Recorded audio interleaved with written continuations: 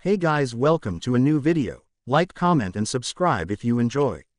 Without any further interruptions, enjoy the What If. Chapter 7. We came.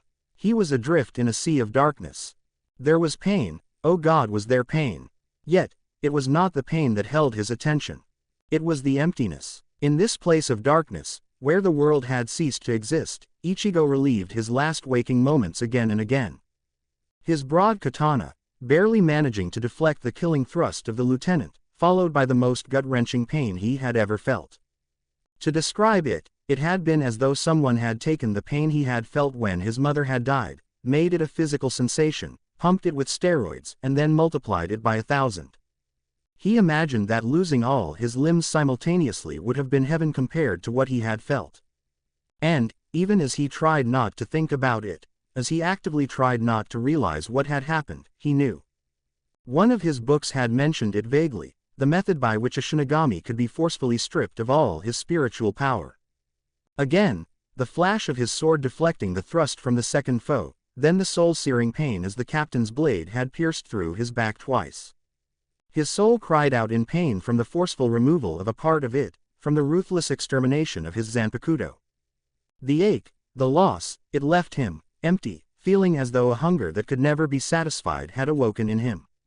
Again, the flash of his sword deflecting the blow aimed at Chad, then the blinding pain of a part of his soul being removed from him, followed by the feeling of a blade piercing through his weight. Stirring from the death-like state he had existed in ever since he had woken into darkness, Ichigo mentally rewound the memory, and with a faint stirring in his chest which he was too scared to think about, he followed the events closely.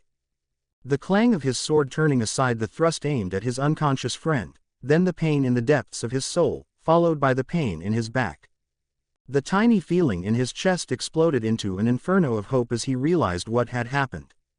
The pain had occurred before the sword had entered into his back. Clenching his eyes shut, Ichigo stilled as he prepared for what he was about to do next, simultaneously powerless to keep from hoping and at the same time hating himself for it. Diving into his inner world, he felt his feet touch down on a solid surface, and still he hesitated in opening his eyes. It was the wind that decided it for him. Snapping his eyes open as a powerful gust of wind almost tossed him off his feet, he looked around in stunned horror at the devastated landscape. Trees lay uprooted all around the place, while buildings, what was left of them at least, littered the ground around him. The building he currently stood on, which was the tallest one in this world, was the only thing left standing, and even then it sported an alarming number of spider-webbed cracks in the glass covering most of it. Dropping to his knees as the enormity and hopelessness of the situation finally hit home, his helpless gaze was drawn upwards to the churning skies where darkened clouds had gathered as far as the eyes could see, occasionally tossing out blinding flashes of lightning. The very heavens themselves were crying out in fury at the absence of the steward of the broken kingdom. Slamming his fists into the roof, Ichigo bowed his head as a great scream of pain was wrenched from him. Zangetsu. The cry echoed across the skies, managing to dwarf the continuous rolling thunder of the tumultuous heavens in sheer volume. Ichigo remained there, kneeling in his broken world as despair slowly crept into his very being, seeming to fill in the space left behind by the absence of Zangetsu. Ichigo stood on the precipice of sheer depression. Unknown to him, darkness began to encroach on his inner world, creeping in from the outmost boundary, slowly swallowing up all the broken buildings and uprooted trees as it made its way towards the lone skyscraper in the center. Suddenly, Ichigo's head snapped up, his body tensing as the breath froze in his lungs. Straining his hearing to the limit, he wondered if he had just been imagining that. There, Ichigo, scrambling to his feet, noticing but not really paying attention to the darkness which had just halted in its approach, he spun around desperately trying to find the source of that voice. Ichigo, noticing that it was clearer, and so unmistakable, he shakily asked. Zangetsu. Hearing a flutter behind him, he froze in place as his eyes widened in desperate hope. Slowly turning around, his breath hitched in his throat as his eyes picked up a trailing black cloak from the corner of his vision. Raising his gaze, he locked eyes with the regal features of his older companion.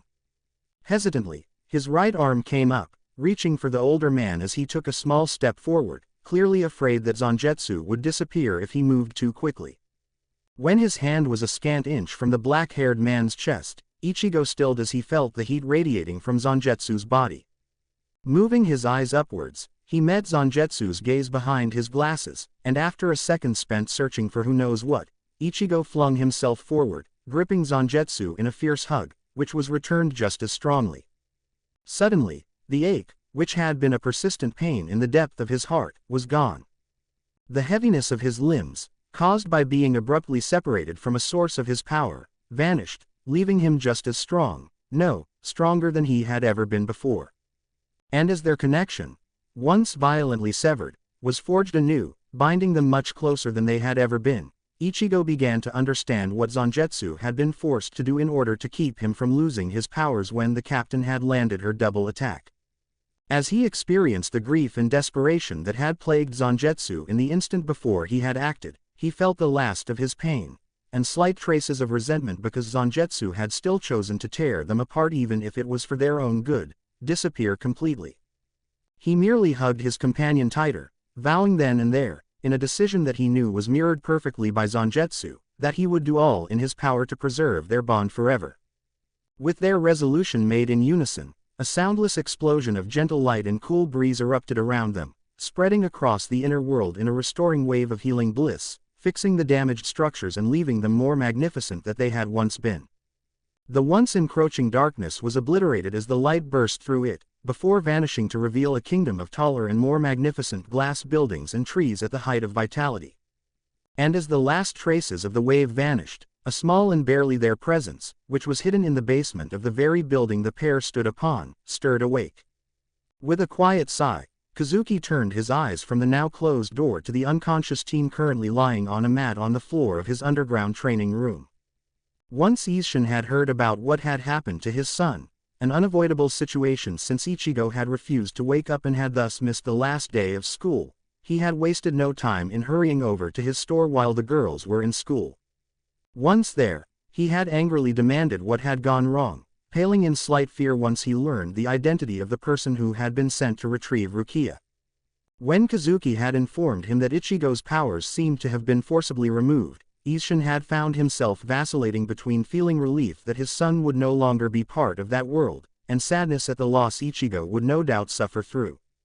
Now, Kazuki very carefully dropped to sit with his legs crossed beside the teen, wondering how Isshin was going to react once he learned of Kazuki's plan to restore Ichigo's true Shinigami powers.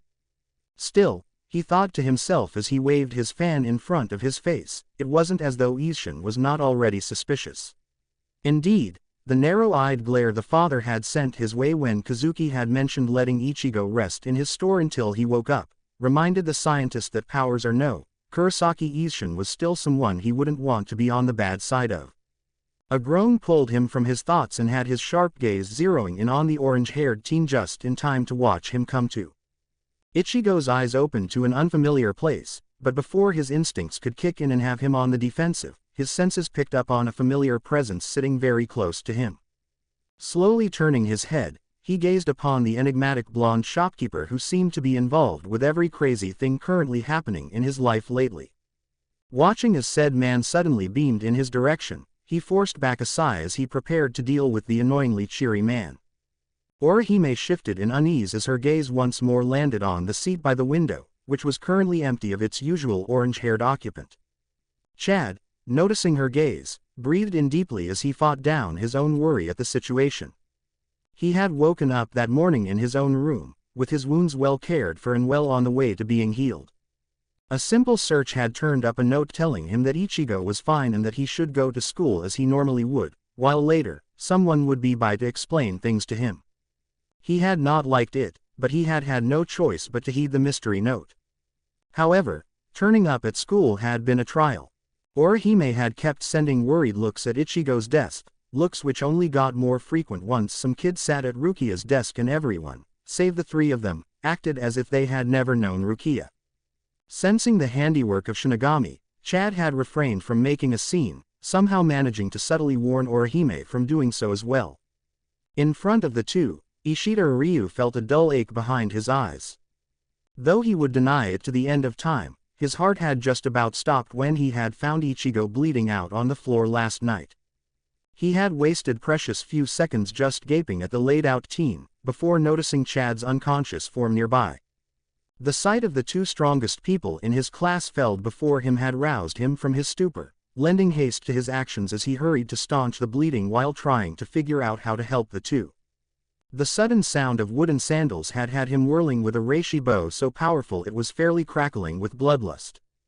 Once he had registered the identity of the newcomer, he had wasted no time in co-opting the man into his attempt to help his classmates. At the time, he had been too distracted to question the blonde shopkeeper's willingness to help, merely grunting in agreement as he had vaguely registered the man's promise to get Ichigo help while Ishida tended to Chad. Once Ishida had ensured that Chad would be fine, he had only then noticed the sudden absence of Ichigo as well as the green-clad man. Conflicted, he had been forced to see to Chad's safe return before tracking down the shopkeeper. That plan had been shot to hell by a stern phone call from Rukin, sounding faintly worried though Ryu believed he had been hearing things at the time. So, he had been forced to return home immediately, leaving him unable to find out if Ichigo was all right. Now, as the empty seat by the window silently mocked him, he grit his teeth and swore that if that blonde menace had done something to his rival, he would turn him into a pincushion. After all, being rivals, Ryu was clearly the only person allowed to harm Kurosaki, and anyone who said otherwise was asking for a headshot. On silent feet, Sui Feng dropped out of her shunpo before the grand doors of the Captain Commander's meeting room. Walking past the open door, she came to a stop before the assembled captains, facing the old man himself while her peers lined up on either side of her. Inclining her head in a respectful bow, she commenced her report. As per your orders, I arrived in the human world and immediately located the Shinigami, Kuchiki Rukia. My attempts to question her, regarding the human she had given her powers to, were met with resistance. Before I could proceed, another human showed up, and after determining that he could see us and had no intention of letting us pass without interference, I ordered my lieutenant to engage him. Some of the gathered captains failed to hide their surprise at Sui Feng's words. Continuing on and ignoring the sudden looks of interest, she kept a close eye on the faces of the other captains as she spoke. My lieutenant was evenly matched. Now the surprise of the gathered captains exceeded mere looks and expressed itself as sounds of disbelief. Waiting for them to quiet down, she resumed. After I realized that we were only just wasting time, I moved to disable the team when I was interrupted by the human, Kurosaki Ichigo. Here, Sui Feng paused as she remembered the lethal determination shining in the young man's face as she threatened the well-being of those he held dear. Snapping back to attention, she powered on, noticing but choosing not to comment on the looks of curiosity her lapse in concentration had garnered. We fought for some time, at which point I was convinced that in order to neutralize the boy, I would be forced to release my Zanpakuto. A small grunt of interest originated from the space occupied by the gargantuan captain of the 11th Division. Though the bloodthirsty grin spreading across his face had his fellow captains slightly exasperated, they could not deny their interest at the new bit of information. The Captain Commander, voice completely disinterested, asked, "Was he that good, Captain Sui Feng?" As silence descended, she looked back with a serious gaze and said, "Yes, Captain Commander." Yamamoto Genryusai Shigekuni maintained his calm demeanor on the outside, while within him, the faint stirring of interest, which had first flared into being when he had watched the incursion of the Manos Grandes, brightened as he took in his female captain's words. Internally relieved that his gambit in sending the female captain seemed to have paid off, he contemplated the implications of the report he was listening to. Filing the new information away, he turned back to Sui Feng, silently indicating that she should proceed. Before I was forced to do so, however, the boy was distracted and left himself open to an attack. Furrowing his brow as he deciphered her words, Yukitake Jashiro considered what he knew about the diminutive captain and the division she headed, and then he spared a moment of sympathy for poor Ichigo-kun. The short captain's frosty voice pulled him out of his thoughts. I severed his Sakatsu, chain binding, and Hakusui, soul sleep, completely removing all traces of Shinigami powers from his soul. I have no doubt that the boy is dead by now. In his place beside his colleague, Hiraku let loose a sad sigh at the loss of such a young life. Yamamoto for his part was momentarily disappointed, before he reconsidered what he knew about the facts before him. Finally recalling that Urahara Kazuki seemed to have taken some vested interest in the happenings of the town, he determined that his plans were not yet unsalvageable. Into the silence that had arrived with the end of Sui Feng's report, the gravelly voice of the captain commander issued. Very well, Captain Sui Feng, your handling of the issue is commendable. Now, the Council of 46 has reached a final decision on the fate of the Shinigami, Kuchiki Rukia. No one missed how the frail silver-haired captain perked up in interest at his teacher's words, only to slump in defeat as the pronouncement was given. She will be executed in 10 days, at noon on the first day of the coming month. Ichigo was forced to admit to some amazement at the sight of the nigh unbounded training ground hidden beneath Urahara's shop. Once he managed to get his expression under control, he turned to the blonde shopkeeper and had to stifle a growl at the amused and knowing look barely hidden by his fan. Taking a step forward, with a scowl unconsciously slipping onto his face, Ichigo asked. So, Urahara-san, what is this secret training method which is supposed to help me get back my powers? Snapping his fan shut in the face of Ichigo's serious demeanor, Kazuki hesitated for a split second as his conscience, long since atrophied from disuse, gave one last feeble twinge for the webs he intended to weave around the orange-haired teen and his friends. Unknown to him, his internal conflict caused him to miss the odd tone in Ichigo's voice as he mentioned recovering his destroyed powers. Putting on his usual facade of cheer, he suddenly struck forward with the end of his wooden cane, aiming to hit Ichigo's forehead, while saying, Now Kurosaki-kun, you shouldn't be so impatient, I will just... Before he was forced to regain his footing as Ichigo took a sharp step to the left, deftly avoiding the blow. For an instant, there was a tense silence as Kazuki, Tessai, Jinta, and Ururu all replayed the last few seconds in their minds. Suddenly, the still tableau was shattered as Kazuki recovered from his surprise and pouted. Come now, Kurosaki-san, there's no need to be so suspicious of me. Ichigo looked carefully at the man who had just conveniently had a Gigai on hand for when Rukia needed one, who had also just been nearby when the mass of hollows had attacked, the man who, thinking back, seemed to have been present on the night that he had first met Rukia. He took this all in and in lieu of a verbal response, merely raised a single eyebrow in disbelief.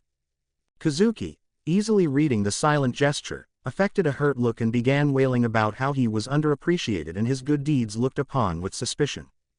He only ceased his dramatic actions when Tessai cleared his throat, and then Ichigo found himself taking a single step back as suddenly serious gray eyes flashed at him. Speaking in a solemn tone that nearly brought chills to Ichigo's back, Kazuki said, Your Sakatsu and Hakusui have been destroyed, leaving you a normal human with not even an ounce of spiritual power. So, the first step will be to restore that lost spiritual energy. Then, we will make you rediscover your own Shinigami powers, before finally having you learn to use those powers properly. Lessons 1, 2, and 3, in that order. Holding the shopkeeper's gaze, Ichigo made no move to dodge as he saw the end of the cane approaching. However, he did elect to speak just as the cane met his forehead. In that case, Urahara-san, let's just skip to lesson 3. It was only Tessai's enviable reflexes which saved the gathered spectators as a sudden maelstrom of potent Reiatsu exploded out of Ichigo the moment his soul was ejected from his body. Behind the hastily erected barrier, Kazuki's eyes were wide with visible surprise as he felt Ichigo's Reiatsu rising from the level of a normal plus soul to something hovering in the vicinity of a lieutenant. Once the storm of energy died down, they all beheld Ichigo's form and gaped in amazement. Clad in the usual black attire of a Shinigami, Ichigo's right hand came to rest gently on the hilt of the sword sheathed at his left. Grasping the blade's handle, he drew it out and the cool air rang with a single crystal clear note as the sword cleared its sheath, the bell-like sound announcing the arrival of the blade before which the very heavens themselves were torn asunder. Kazuki took in the teen's now revealed Zanpakuto and he noticed that he was getting a faint sense of familiarity as he stared at the sword, but for the life of him, he could not recognize why. Shaking off his surprise, he stepped forward from his position, drawing the focused eyes of the orange-haired teen, and using his fan to hide his expression, he spoke in a musing tone. My, Kurosaki-san, keeping secrets are we? Ichigo merely snorted in amusement and wryly said, I don't want to hear that from you, Mr. Hat and Clogs.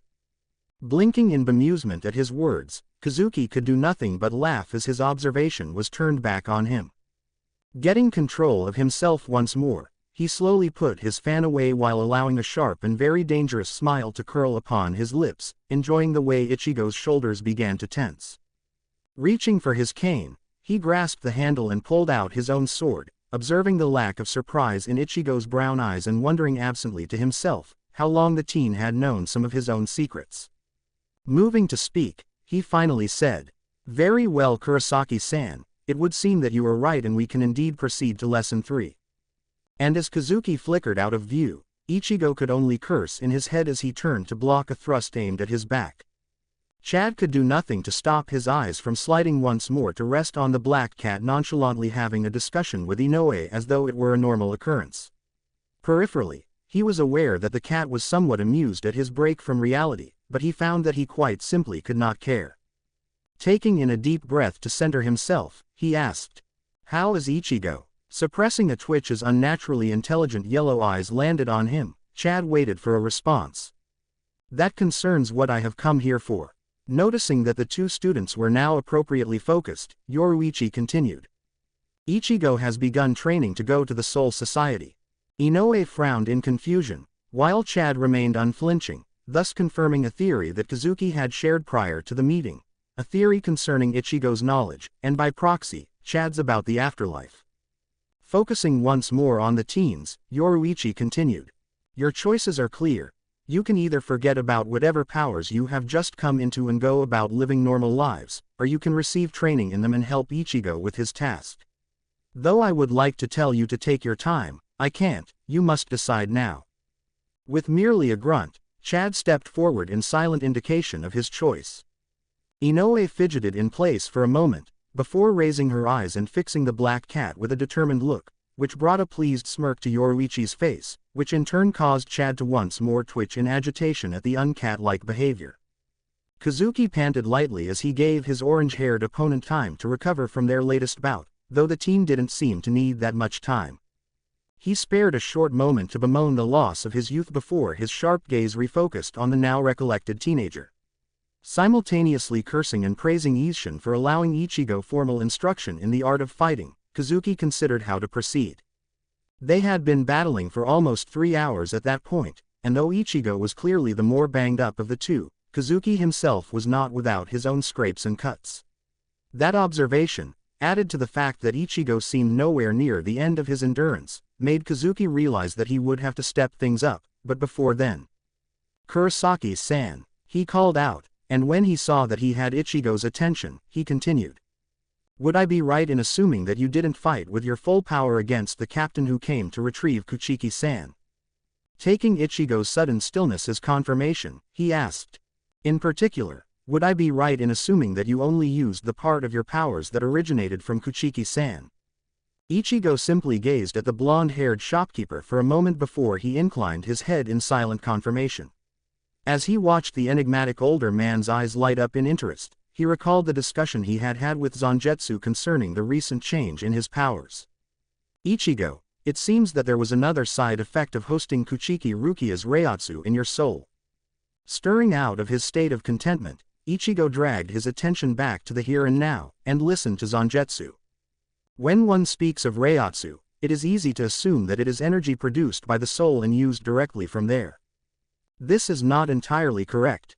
It is more that the soul produces Reiatsu and then stores it in a container, like a well, from which the user can then draw energy for whatever they are doing. That is why it is possible to exhaust your Reiatsu and then recover given time. However, the soul is constantly producing Reiatsu at a rate that depends on the individual, even if the container is full. This surplus is not usually noticeable and so doesn't really affect the person, in the short run. What that means is that after decades, centuries even, the container will be packed with more energy than it can hold, so it will expand under the pressure, thereby increasing the person's store of Reiatsu. Still, in a few people, the soul produces Reiatsu faster than the container can expand, and the soul's solution is to make the Reiatsu denser, more potent. The result is that as time goes by, the older Shinigami continue to grow in strength as their Reiatsu stores increase and in some, become more potent. Ichigo took a few seconds to digest what he had just heard, flashing back to a mention of the Captain Commander in one of the books his dad had given him. Finally nodding at Zangetsu to continue, he waited for the older man's conclusions. I am not surprised that you are one of the few whose soul produces Reiatsu faster than the container can grow. The main difference between you and everyone else though, is that you are still human. I say this because I believe that by virtue of the fact that you are still alive, your soul is more susceptible to change than that of a Shinigami, meaning that changes that would have taken centuries in a Shinigami, happen in months and years for you. For instance, it takes a human soul only 18 years to go from an infant to an adult, while a plus Shinigami takes centuries. Now, why did I just explain all this? When Kuchiki Rukia injected some of her powers into you, she merely injected energy into your container, a container that was already full and expanding slower than the energy constantly flowing into it.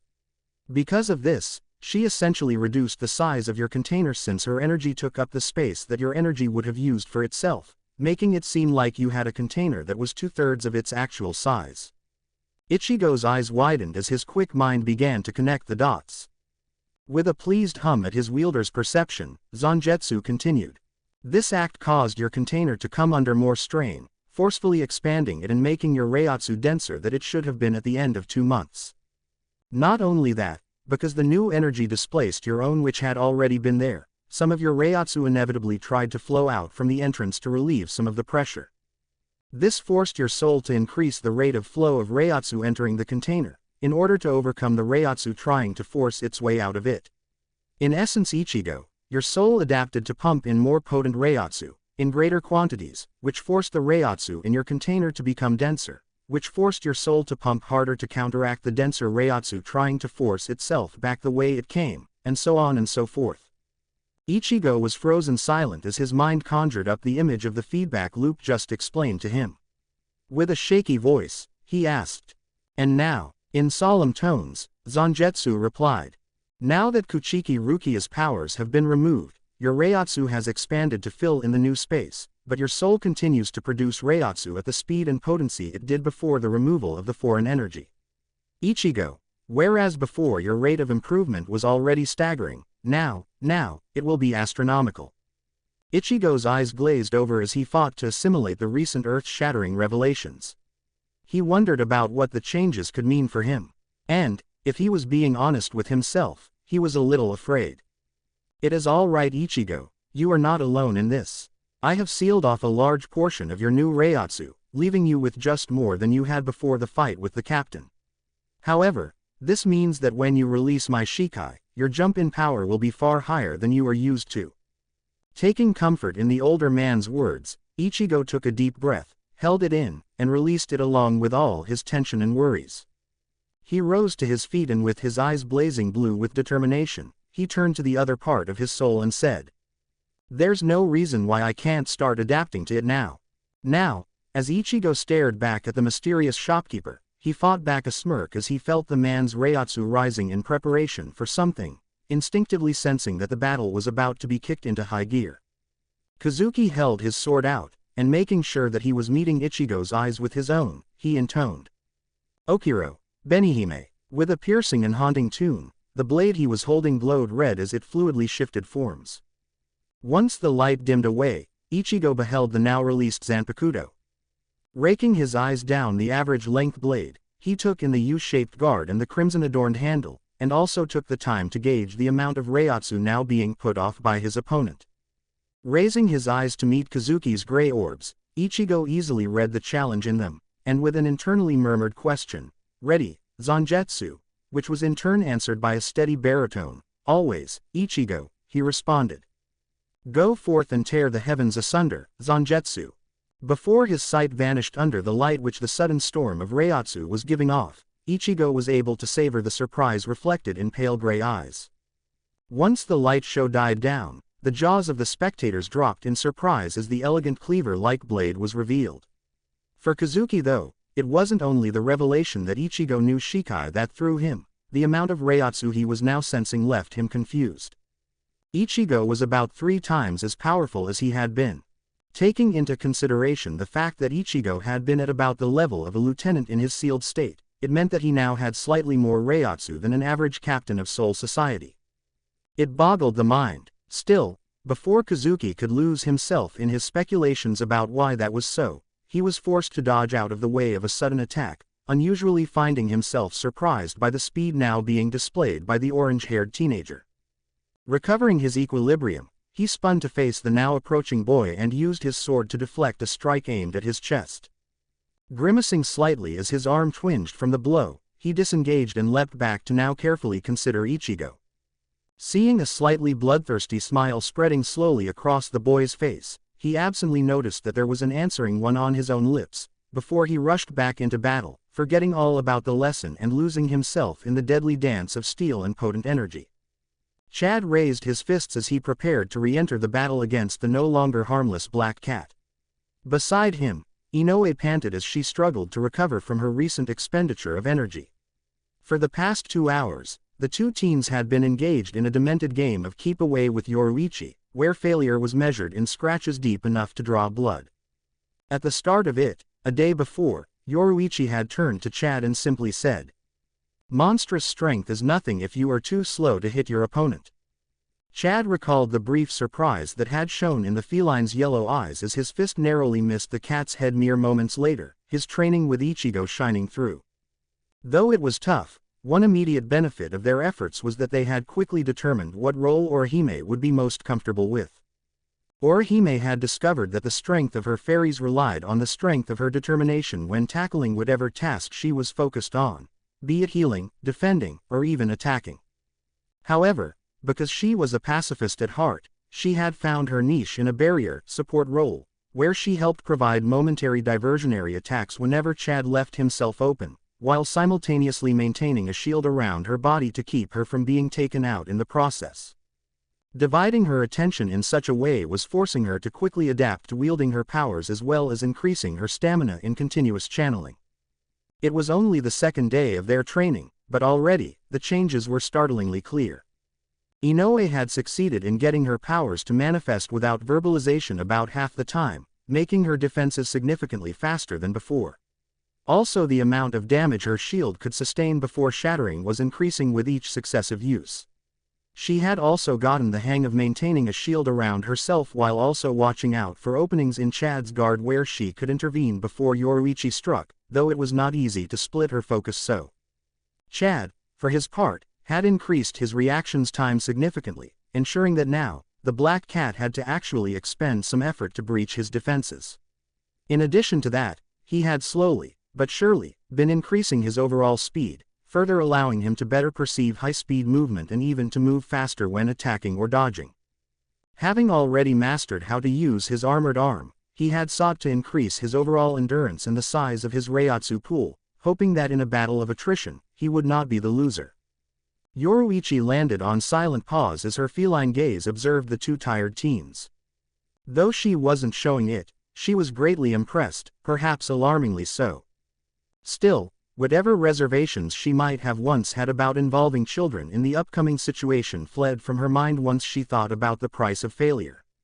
So, steeling her heart, she prepared to push them even more. Suddenly dashing in to engage Chad, she began to weave with impossible grace, deftly avoiding the blurred punches aimed at her, absently noticing that as time went on, they were getting closer and closer to actually hitting her, at her current speed anyway. With a patience born from decades of existence, she waited for the opening she needed.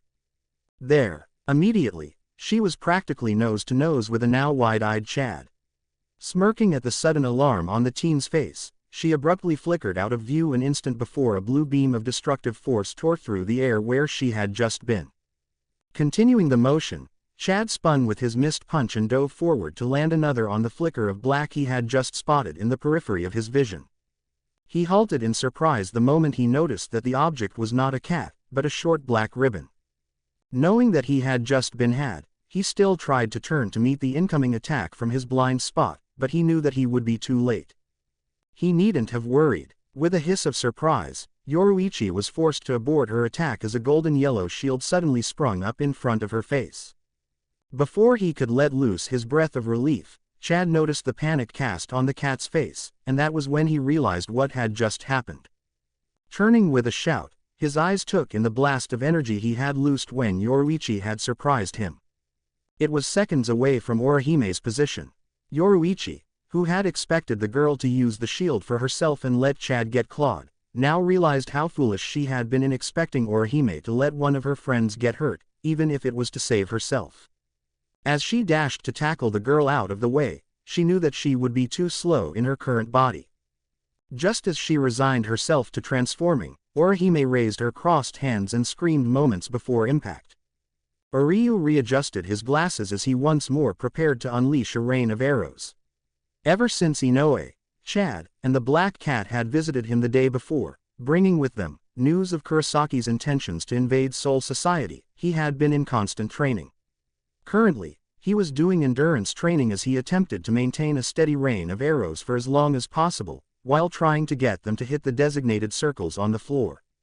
It was not easy, but he was noticeably improving. After he ended the current volley, he turned to make use of the towel he had set aside, when he was forced to leap out of the way of an attack.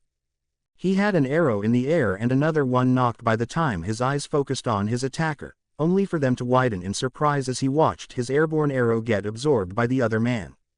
Stuttering in surprise, he blurted out, "Rukin." Letting loose a derisive sniff, Ishida Rukin inquired, "Is that any way to address your own father, Oryu?"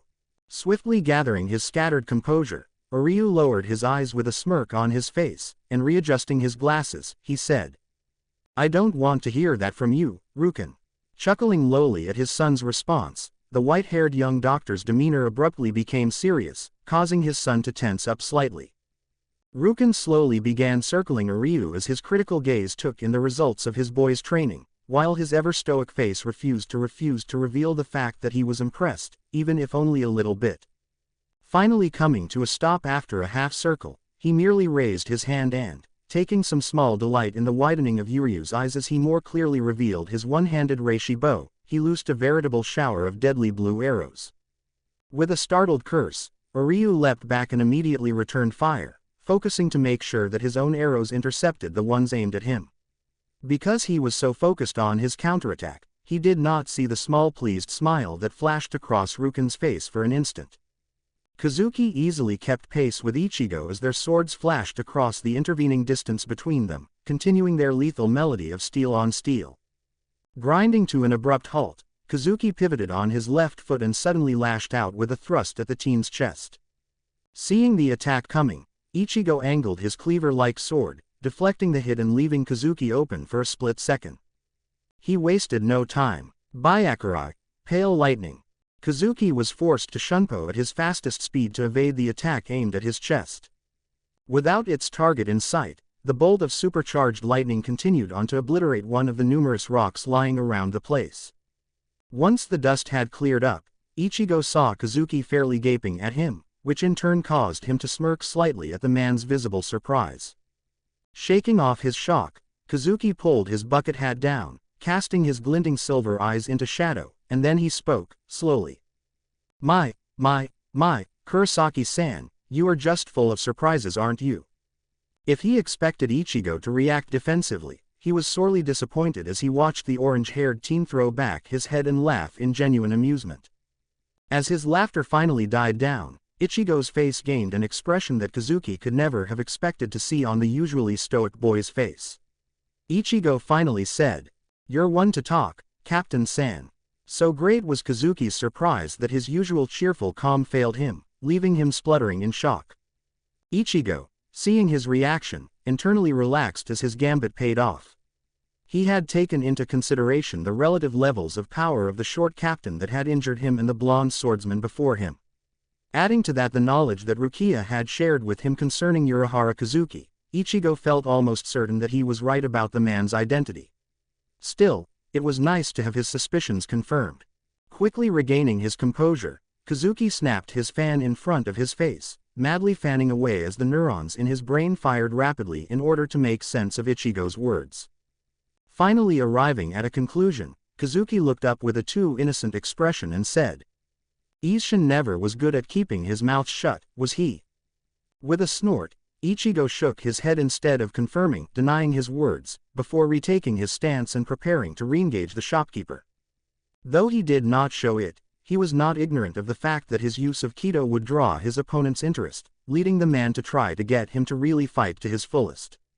No, Ichigo was not ignorant of this fact, rather, he was hopeful. The quicksilver flash of a smile, followed by the potent flare of Reiatsu, was Ichigo's only warning before the now captain-level shopkeeper appeared beside him, sword already on a course to slice through his neck. And the fight was on. Kazuki looked down at the teen that was snoring lightly on his floor. He finally allowed his body to do as it had wanted to for the past day and collapsed backwards in bone-deep fatigue. He spent a few seconds just allowing himself to breathe before even contemplated getting back up. Taking a moment to marshal his flagging energy reserves, he struggled back into a seating position and resumed his observation of the orange-haired Shinigami passed out next to him. A flash of black in the corner of his eye had him turning to meet the startled gaze of his longest companion. Easily deducing that the cause for her surprise was his disheveled state, he offered her a rueful smile and simply said, "He is one scary kid, Yoruichi." As Yoruichi tried to understand the real meaning behind his words, he turned his gaze back to the boy who had fought him constantly for the past 6 days. He wasn't one to blow his own horn, but when it came to power rankings among the captains of Soul Society, he was no slouch. Certainly, he could not compare to the likes of Kiraku, to say nothing of the captain commander, but amongst the others, well, there was a reason Aizen had not wasted time in getting him out of the picture. Regardless, he could not stop the feeling of amazement welling up within him as he recalled the nearly week-long battle he had just finished, and in particular, the realization he had come to while he had been clashing swords with Isshin's son. Ichigo fought on a level just below that of a master swordsman. It was clear to see that Ichigo's strengths did not lie in formalized kata's moves. No, Ichigo fought as though he was not swinging a sword, but his own arm. He and his blade possessed a oneness that only existed in those who had mastered swordsmanship to the point that their very heartbeats sounded like the clash of two swords. Another thing that had struck him as peculiar about Ichigo's style was that it was familiar. Well, not as a whole, but there were parts of it that made him think that he was fighting Isshin and not his son. Those flares of familiarity weren't so common, however they were distinguishable. In fact, at some point during their bout, he had found himself almost falling into repeated movements that would have cost him his long-ingrained muscle memories of sparring with Isshin, who had still wanted to keep his skills sharp even if he had lost most of his powers, threatened to throw off his rhythm. Still, that could be explained away as something Ichigo might have picked up from his father. After all, for all that Isshin acted otherwise, his constant attacks on his son were a way to train him. Intellectually, he knew, given the circumstances of Ichigo's birth, that Ichigo was practically born to fight. But knowing something was different from experiencing it.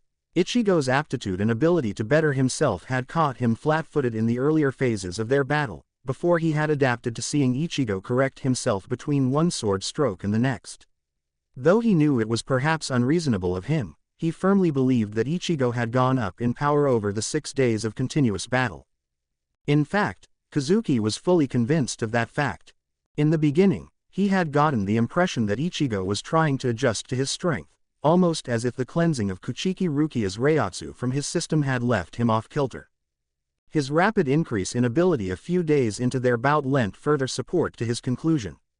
Still, whatever the cause, the irrefutable fact was that at the beginning of their marathon fight, Ichigo was, ability-wise, somewhere in between a lieutenant and a captain, though his Reiatsu alone put him out of reach of the lieutenant class. At the end, however, well, Kazuki could say with confidence that as long as he stayed away from any final releases, and the 4 oldest captains, including 1 or 2 traitors, he could at least hold his own, if not win outright, in any battle he got into in Soul Society. It was a scary thought, but the 15-year-old boy drooling beside him was a match for just about half of the captains in Soul Society. Feeling a surge of Reiatsu from beside him, he merely reached his hand out, grasped a sheet and passed it to the naked woman who was suddenly sitting beside him. Raising his eyes to her golden orbs, he allowed the full weight of his doubts, reservations, guilt, and even fear to shine through. They are just children. What am I doing? How can I ever forgive myself?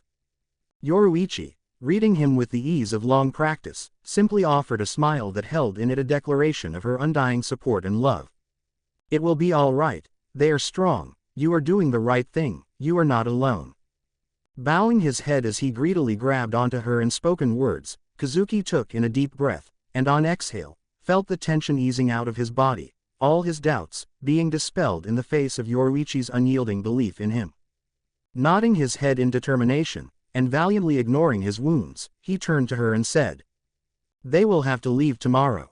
Closing her eyes with a grimace, Yoruichi nodded her head as she saw the logic behind his statement. She replied, "Then I will get in touch with Kukaku today." Pausing for a moment as a sudden idea flashed into his mind, Kazuki gained a mischievous glint in his eyes as he said to a suddenly wary Yoruichi, "Ah, Yoruichi my dear, I don't think that will be necessary." Startled, Yoruichi cast a shrewd look at her childhood friend, before the meaning of his words dawned on her, leaving her open-mouthed in shock. Yuzu cast a worried glance at Ichigo, her eyes falling once more upon the band-aid on his face. His story of being jumped by some blonde-haired thug with a bucket hat had placated her a little, but she still couldn't shake the feeling that it was more than that. On Ichigo's other side, Karen scowled as she noticed the worry in her twin's eyes, fighting down the temptation to kick her stupid brother for making them worry about him. Ichigo for his part was not ignorant of the mood his sisters were in. He had to fight the urge to sigh in weariness as he led them back home from Karen's last soccer match of the school year.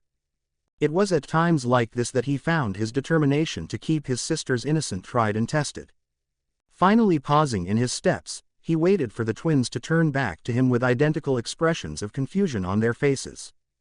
Karen, seeing the wry smile on her brother's face, was the first to get it.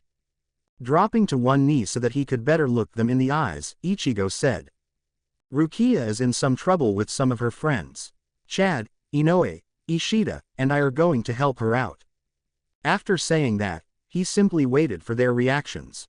It didn't take long. With teary eyes, Yuzu launched herself at her precious big brother, seconds before Karen was there beside her, similarly trying to squeeze him to death. Trembling slightly, and with an almost unnoticeable waver in her voice, Yuzu said, "I know you will always help your friends Oni-chan, but, please, please make sure you come back." And Karen, grumbling in agreement added, "You better not get yourself hurt or you'll be just like stupid goat face." With a slightly choked-off laugh, Ichigo tightly hugged his sister's back as he was reminded of the one reason he continued to grow stronger. He was a big brother. It was written into the very fabric of his existence that his sisters could never come to harm while he still breathed. Getting over the moment, Ichigo rose to his feet and took his sister's hands, and together, they continued their journey home. Once they arrived, Yuzu opened door, but before she could call out a greeting, her eyes landed on the face of her father who had clearly been awaiting their return. Ichigo met his father's steely gaze with one of unruffled determination, and after a few seconds of silence, Isshin relaxed with a smile on his face that was one part sorrow and two parts pride. It was a testament to how serious Isshin was taking things that throughout the rest of the day, he dispensed with his usual boisterous antics and instead acted as normal father. He knew that Ichigo would be departing tomorrow, but he never even entertained the thought that he would not be coming back. Perhaps his confidence in his son could have been called overly optimistic given what he was about to go up against, but he knew that Yuzu and Karen would have told Ichigo to come back safe. No matter what his son might be, he has always, first and foremost, been an older brother. And so, it was with a smile on his face that Isshin bid his son good night in a loud voice, followed softly by a much more heartfelt "see you soon." Rukia kept her head down as her ears picked up the approach of a steady gait. For as long as she lived, she could never forget who those footsteps belonged to. With a wish of cloth, the approaching figure halted before the bars of her temporary cell. Taking in a deep fortifying breath, Rukia raised her head to meet the eyes of her visitor. And because she was looking for it, she was able to pick up on his brief flash of surprise before it was masked away. She knew that her experiences in the world of the living had changed her, made her stronger where it truly mattered. Now, having spent time in the presence of another older brother and getting a taste of a special brand of sibling love, she was able to meet her own brother's eyes with a confidence she had lacked mere months before. After a few seconds spent staring, she finally inclined her head and said, "Ni-san." The only reason Byakuya did not visibly react to the change in address was because he had already steeled himself to whatever subsequent surprise might come from his sister. Still, it was a near thing. Letting his eyes take in the full image before him, he realized that his little sister had gone to the living world and returned a grown-up. He easily read the quiet confidence in her posture and the calm assurance in her violet gaze that let him know that she did not regret what she had done. In that moment, the resemblance she bore to his late wife had never been more apparent. Inclining his head so slightly that Rukia would have missed it if she weren't so focused on him, Byakuya solemnly stated. Rukia, the date of your execution has been decided. Today, you will be moved to the Senzaikyu where you will wait until the 1st of the next month. For an instant, Rukia's hands gained a faint tremor, before she clasped them together in her lap and took in a deep and slow breath. After she had regained her composure, she raised her eyes and felt a small smile spread across her face, visibly baffling her brother, and herself, to be honest. With a serenity she never knew she possessed, she replied. Then, I am glad that I have the chance to see you now, Byakuya ni. Byakuya stilled completely as his mind registered her words, while within him, his carefully constructed world was falling apart. I swear, as a captain of the Gote 13, to uphold all its laws and mandates. I swear to you Hasana, I will protect your sister. He wanted to clench his fist and rage against the world and the unfairness of it all, but he was Lord Kuchiki, he was incapable of displaying such a loss in control. Maintaining his customary calm look, Byakuya spun on his heels and smoothly made his way out of the room which housed his sister, looking for all the world as though he was merely taking a stroll, while inside him, he felt his heart dying. Back in her cell, Rukia's eyes were fixed on the hands clasped in her lap as she waited for tears that didn't seem to be coming. She couldn't understand it, but somehow, she was not afraid of her approaching death. The 2 months she had spent with Ichigo had changed her in ways she could never possibly have imagined. Before her assignment to the world of the living, she would never have found herself as comfortable in her brother's presence as she had just now. When she thought about it, she could only conclude that watching Ichigo, in his capacity as big brother, interact with his sisters, and, after a few weeks, with her as well, had soothed a part of her that she hadn't known was hurting. Ichigo had shown her, through his words and actions, what the relationship between an older brother and his younger sister could be. And with time, he had even included her. In her heart, she knew that that was the reason why she could face her coming death with a smile on her face and a song in her heart. Even if she were to go back and do it all again, she could never choose not to save the family that possessed such love, to save the boy who was such a loving older brother. No, she had no regrets. And the tears flowing down her cheeks were not ones of sadness or fear, but of joy and contentment. For 2 months, she had had friends, family. She had no regrets. Ichigo's footsteps were completely silent as he ran alongside his friends, and a black cat. He had delegated the movement of his legs to the back of his mind, while his conscious mind focused on another matter. Something was wrong with Zangetsu. Well, maybe wrong was not the right word, but something was definitely amiss. He had gotten the first inkling after his fight with Urahara Kazuki. During their spectacular 6-day-long battle, Ichigo had felt himself improve a lot as the amount of attacks Kazuki managed to slip through his defenses got smaller and smaller, while the amount of damage Ichigo managed to do increased in turn. At the end, Ichigo had been both completely spent and curiously able to continue. His body had practically begun shutting down as over 120 hours of nigh uninterrupted battle, they had paused for 4 hours every night to rest, began to take its toll on him. Yet, as he had collapsed bonelessly on the floor, he had felt some part of himself still rearing to go. If anything, the near emptiness of his reserves had better enabled him to sense the hidden well of energy within him. After thinking about it, he had finally concluded that he must have been sensing the part of his new power which Zangetsu was still keeping under lock and key. Focusing back on the matter at hand, he wondered what had caused the sudden change in Zangetsu. Granted, it wasn't anything too drastic. After all, it wasn't like the old man was suddenly not talking to him anymore. No, it still bothered him though. Last night, while Ichigo's body had rested from all the strain it had been put under over the past week, Ichigo had meditated with his companion in his inner world. The recent strengthening of their bond in addition to the fact that the inner world was as much Zangetsu's domain as it was Ichigo's meant that Ichigo was able to achieve a level of connection with his older companion that opened up their feelings and thoughts to one another. In fact, Their connection was so strong, and so new, that the first time they had sparred after the incident, Ichigo had felt as though he were fighting his own body. He had found himself moving to block attacks a scant second before they were even launched. It had made sparring difficult until they had figured out how to shield off their thoughts from one another. So, as Ichigo had found peace and serenity in the calmness of his inner world, he had sensed some faint stirrings of unrest in his companion before the trickle of unease had been swiftly dammed up, leaving Ichigo just about convinced that he had imagined the entire thing. If it had not happened again while they had spoken about the upcoming journey to Soul Society, Ichigo had no doubt that he would have dismissed the entire thing. Yet, as Ichigo had listened to Zangetsu's advice concerning his upcoming battles, he had felt a part of his spirit companion's attention wandering to something else. Before he had been able to call the older man out on it, the sensation of distraction had abruptly vanished, leaving Ichigo once more the full focus of Zangetsu's truly intense gaze. Ichigo's attention was suddenly wrenched back into the present as he felt a wave of Reiatsu slam into him, leaving him confused at the peculiar feeling behind the Reiatsu.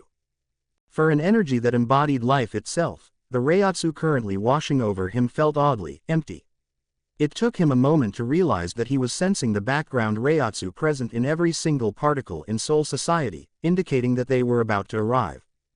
Indeed, up ahead, he could see a doorway in the long dark tunnel, affording him a glimpse of the world outside. A glimpse that looked disturbingly familiar. With a swish of fabric, they were through the door, and falling dozens of feet towards the floor. Just as Ichigo prepared to use his Reiatsu to cushion their fall, a golden shield sprang up underneath the group, catching them and lowering them safely to the floor. Nodding in appreciation to Orihime, he cast his gaze about the place he suddenly found himself standing in, and couldn't suppress his surprise. It was an exact replica of the training ground under Urahara's store. Turning to the now smirking black cat, he was just in time to hear. "Welcome to Soul Society." Chapter 8. We saw. Ishida kept his gait swift but unhurried as he continued to make his way towards the second division. His Reiatsu sensing ability was dialed up to the highest setting, thus affording him a perception that was borderline frightening in its ability to pick up on incoming Shinigami long before they crossed his path. The level of heightened awareness had allowed him to avoid at least 3 patrols so far, and though he did trust in the Black Cat's insurance, he wasn't quite ready to test his disguise yet. Noticing the path of his thoughts, he quickly shook himself to keep from thinking about the black shihakusho currently adorning his slim figure, nor the decoy blade worn at his hip. It had taken him some time to learn how to walk naturally with the fake sword, but by now, he looked like just another Shinigami as he made his way towards his destination, with a stack of papers clutched in his hands. This was, hands down, the craziest thing he had ever done, and it was all Kurosaki's fault. Honestly, there was just something about the orange-haired teen that made Ishida forget about things like rationality and not partaking in actions that would inconvenience him, and instead made him think about things like companionship, friendship. If he was pressed, he wouldn't be able to point out the exact quality that made following Ichigo feel as natural as breathing. Because for some reason, even if he had only known Kuchiki Rukia in passing, he felt as though she were someone he too wanted to protect, simply because she was someone important to Ichigo. Ishida was no fool. He recognized the charisma that was overflowing from the orange-haired teen's pores, and yet, instead of thinking about how to keep himself from being influenced by it, he found himself thinking of ways to keep other people from trying to take advantage of his classmates' natural draw. After all, he was far too cynical to believe so easily in the good of people, even if the same could not be said for Kurosaki. No matter what the reason might be, there was no denying in his mind that Kurosaki Ichigo had come to mean something to him, and in such a disturbingly short time too. Though he would not go so far as to call him friend, he would acknowledge that he would be displeased if anything were to happen to his rival. Furthermore, he was reminded of his father's parting words after their impromptu training session, which was another thing on its own. Eyes hidden behind his glasses, Ishida Rukin had gazed at his son for a moment before releasing a barely heard sigh. Moving to leave the room, he had paused at the door, before saying, "You and I both know that this undertaking is foolish." Oryu had stilled for a second with his hand outstretched to retrieve a glass of water. Then, turning to his departing father, he had focused on the older man's back before waiting for the end of his statement.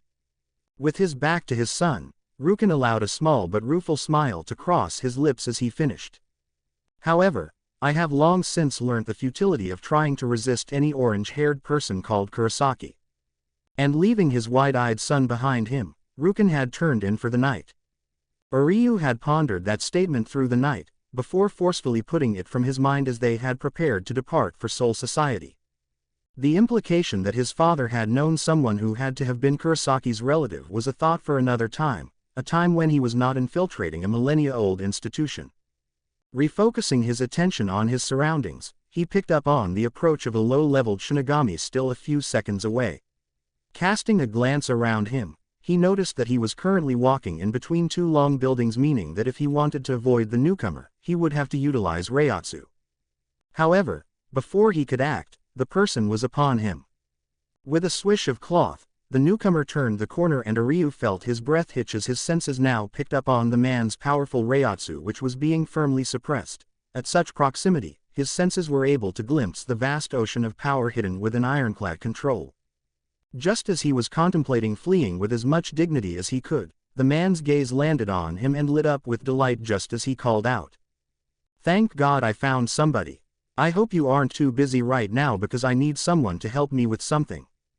As Ryu opened his mouth to protest the man's assumptions, a firm hand landed on his shoulder and began steering him back the way he had just come. While Ryu was still trying to regain his equilibrium, the man leading him away allowed a small smirk to cross his face as his cloak fluttered in the wind. The moment the pair turned the corner ahead of them, another figure entered the area they had just departed, Shinigami garb fluttering in the air as her cool gaze swept across the now empty pathway. Pausing for a moment as her senses reached out for the signature she had been tracking, she eventually spun with a scoff and vanished in a blur of white on black. Chad kept a steady pace as he ran past bewildered Shinigami after bewildered Shinigami, causing people to jump out of his way as they saw the towering mountain of a man blur past them. As he ran, he contemplated the plan that Yoruichi had shared with them, as well as the various additions made by both Ryu and Ichigo. Ishida and Inoue were both meant to be the stealthiest of the group. Their role was to locate Rukia without being found out and inform the rest of the group of her location via their respective phones. Ichigo and Chad, on the other hand, had more leeway in terms of how sneaky they had to be. Certainly, they were expected to avoid getting detected as much as they could, but both Yoruichi and Ichigo agreed that it wouldn't be a definite loss if they did eventually end up causing a ruckus, thereby making it easier for Ishida and Inoue to slip by during the distraction. Still, both he and Ichigo were going to be searching for Rukia as well. His best friend was currently making his way towards the Senzaikyu in case Rukia had already been transferred, as Yoruichi had warned them she might have been. Chad himself was running towards the 6th division to check if Rukia was being kept there, since it was apparently the division headed by her own brother. As Chad ran, he mentally prepared himself for the days ahead. They had all been informed that Rukia's execution had been set for the 1st of August, meaning that they had less than 96 hours to find and rescue her. Chad knew that this was going to be one of the most difficult things he had ever done, yet, he knew that he would never turn his back on Ichigo.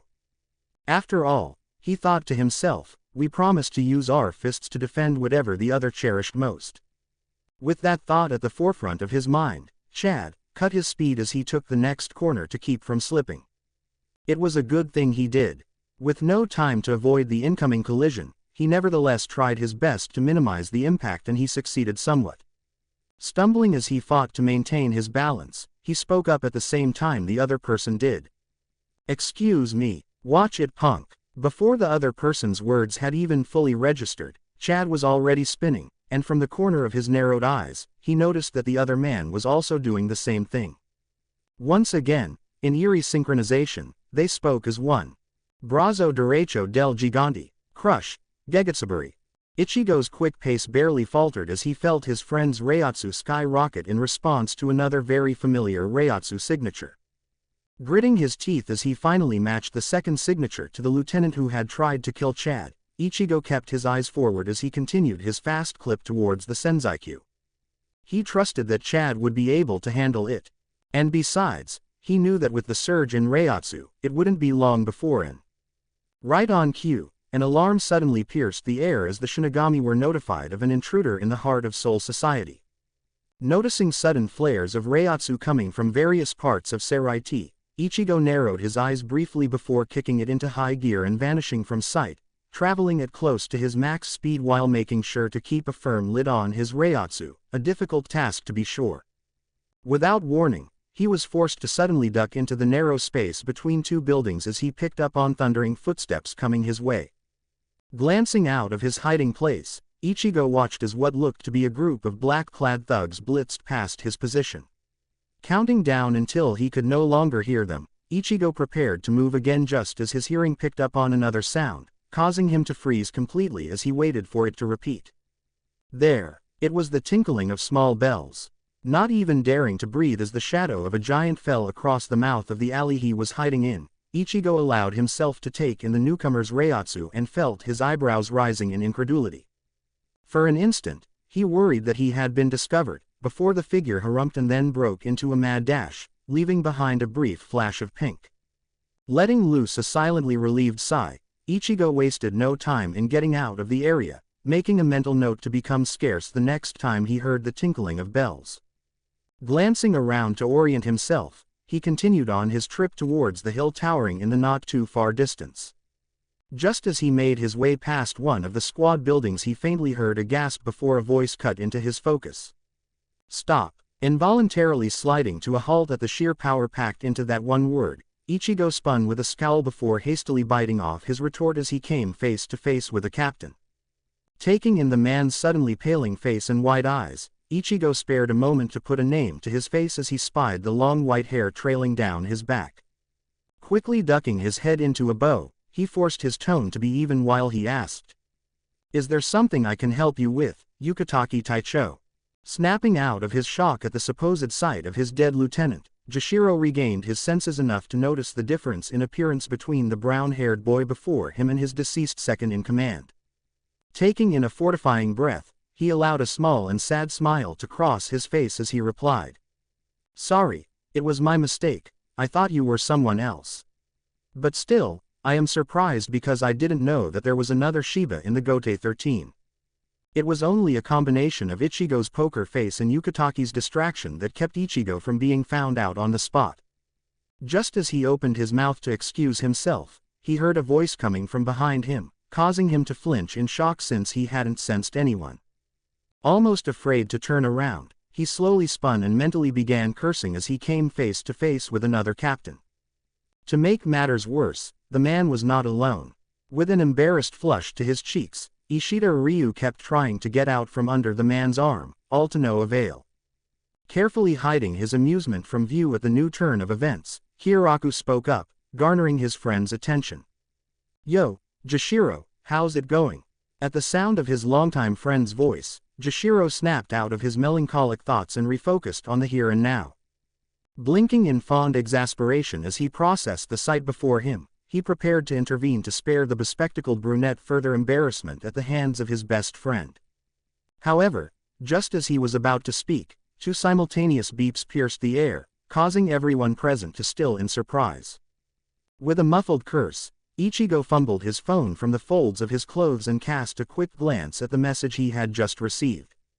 Even as he felt his eyebrows rising in surprise, his quick mind was already thinking up ways to extract Ishida and himself from their current situation.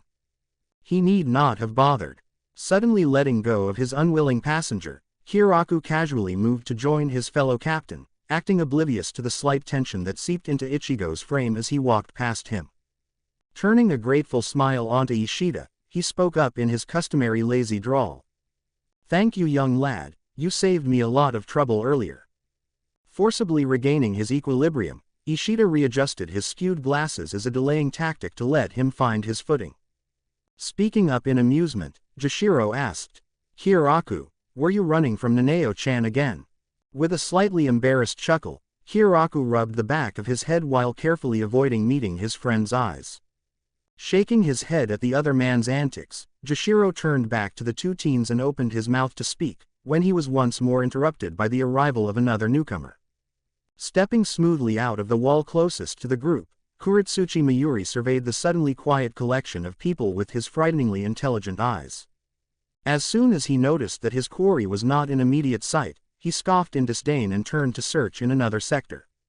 However, Jashiro decided to question the mad captain before he was able to leave. "Is there something you needed, Kuretsuchi Taicho?" Pausing with his back to them, Mayuri tilted his head enough to see the group out of the corner of his eye, before responding disdainfully. "Nothing which concerns you, Yukataki Taicho. I merely thought I had sensed another Quincy which I could dissect." And with those parting words, Mayuri stepped back into the wall, unknowingly leaving chaos in his wake. The instant Ichigo had heard the freaky-looking man's last words, his body had sprung into motion long before his brain had fully caught up with him.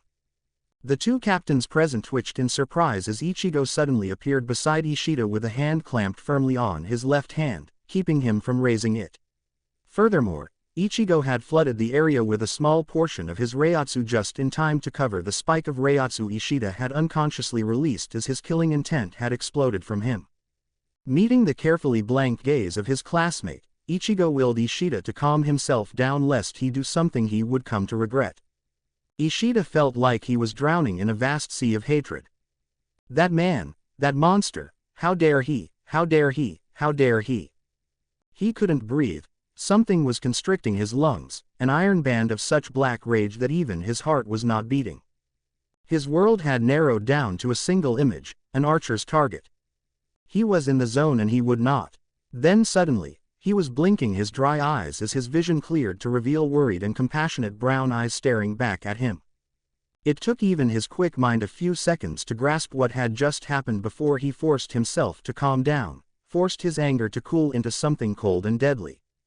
Allowing Ichigo to see the promise of a vengeance that would not be denied in his eyes, Ishida finally allowed all the tension to drain out of his body and his Reiatsu, leaving the area once more undisturbed as it had been mere moments before Kuretsuchi's appearance. Hiraku shared a loaded glance with his lifelong friend, before turning his ancient gaze onto the two teens who were holding themselves very still as they too looked back at the two captains. Noticing how tense the two young men were, Hiraku considered what he was about to do, and in a bid to make up his mind, met Ichigo's steady gaze.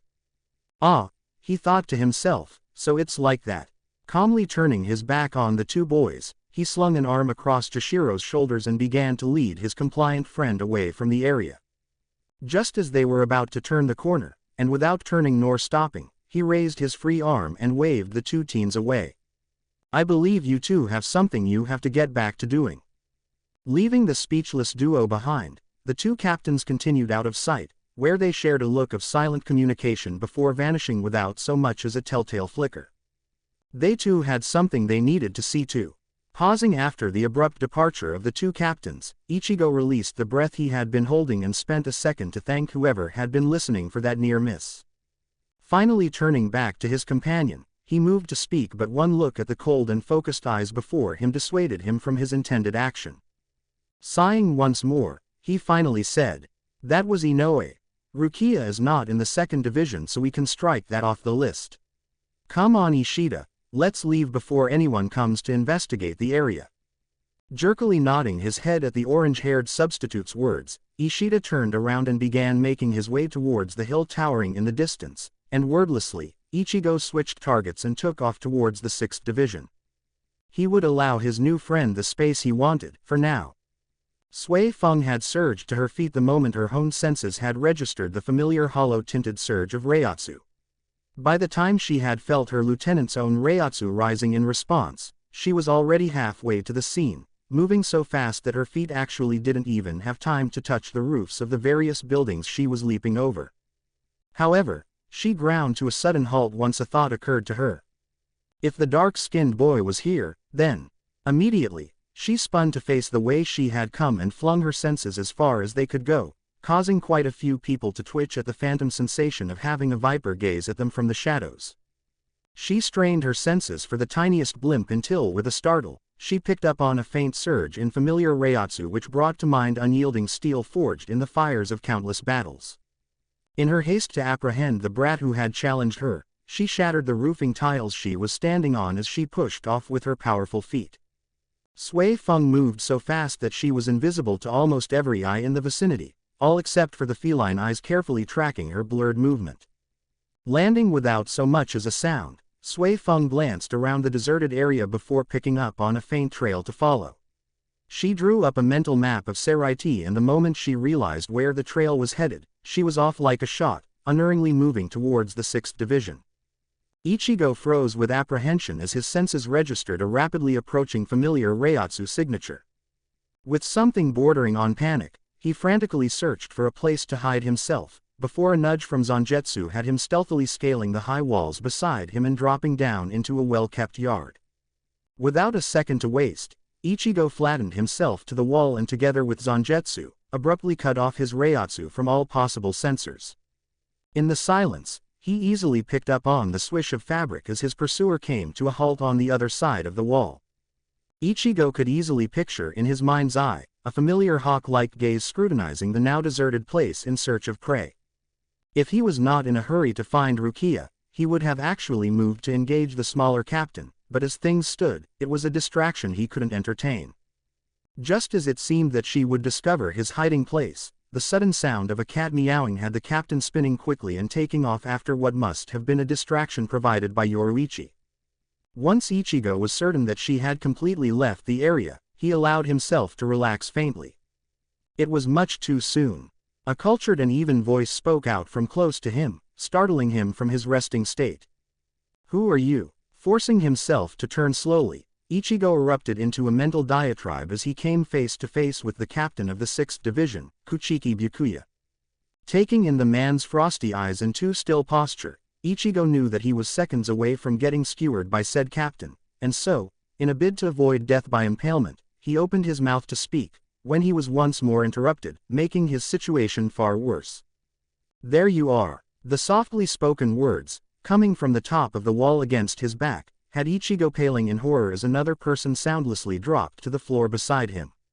Smirking to herself as she walked forward, Sui Feng noticed the tension in her quarry's frame, further confirming for her the identity of the brown-haired boy next to her, disguise notwithstanding. Turning to the Kuchiki head, she found herself making a snap moment's decision that left a part of her worried for her sanity.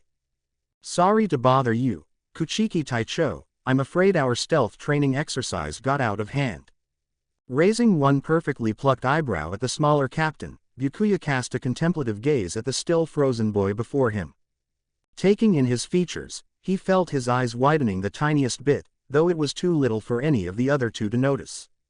However, the slight narrowing of his eyes as suspicion began to cloud his mind had Sui Feng acting to prevent things from escalating further. Abruptly gripping Ichigo's arm, and before either of the other two could react, she vanished, leaving only a few words behind. "If you don't mind, we will be getting back to it." Blinking at the spot previously occupied by the duo, numerous thoughts ran across Byakuya's mind, until they all crystallized into one. Spinning on his heels, he flickered out of view, unerringly headed towards the huge hill and the detainment facility lying in its shadow. Inoue's back impacted the wall behind her as she moved away from the three men currently advancing on her. For all her naivety, Inoue had learnt enough from both Tatsuki and Ichigo to know that when a group of men had that look in their eyes as they invited her out to play, she was not to take them up on their invite.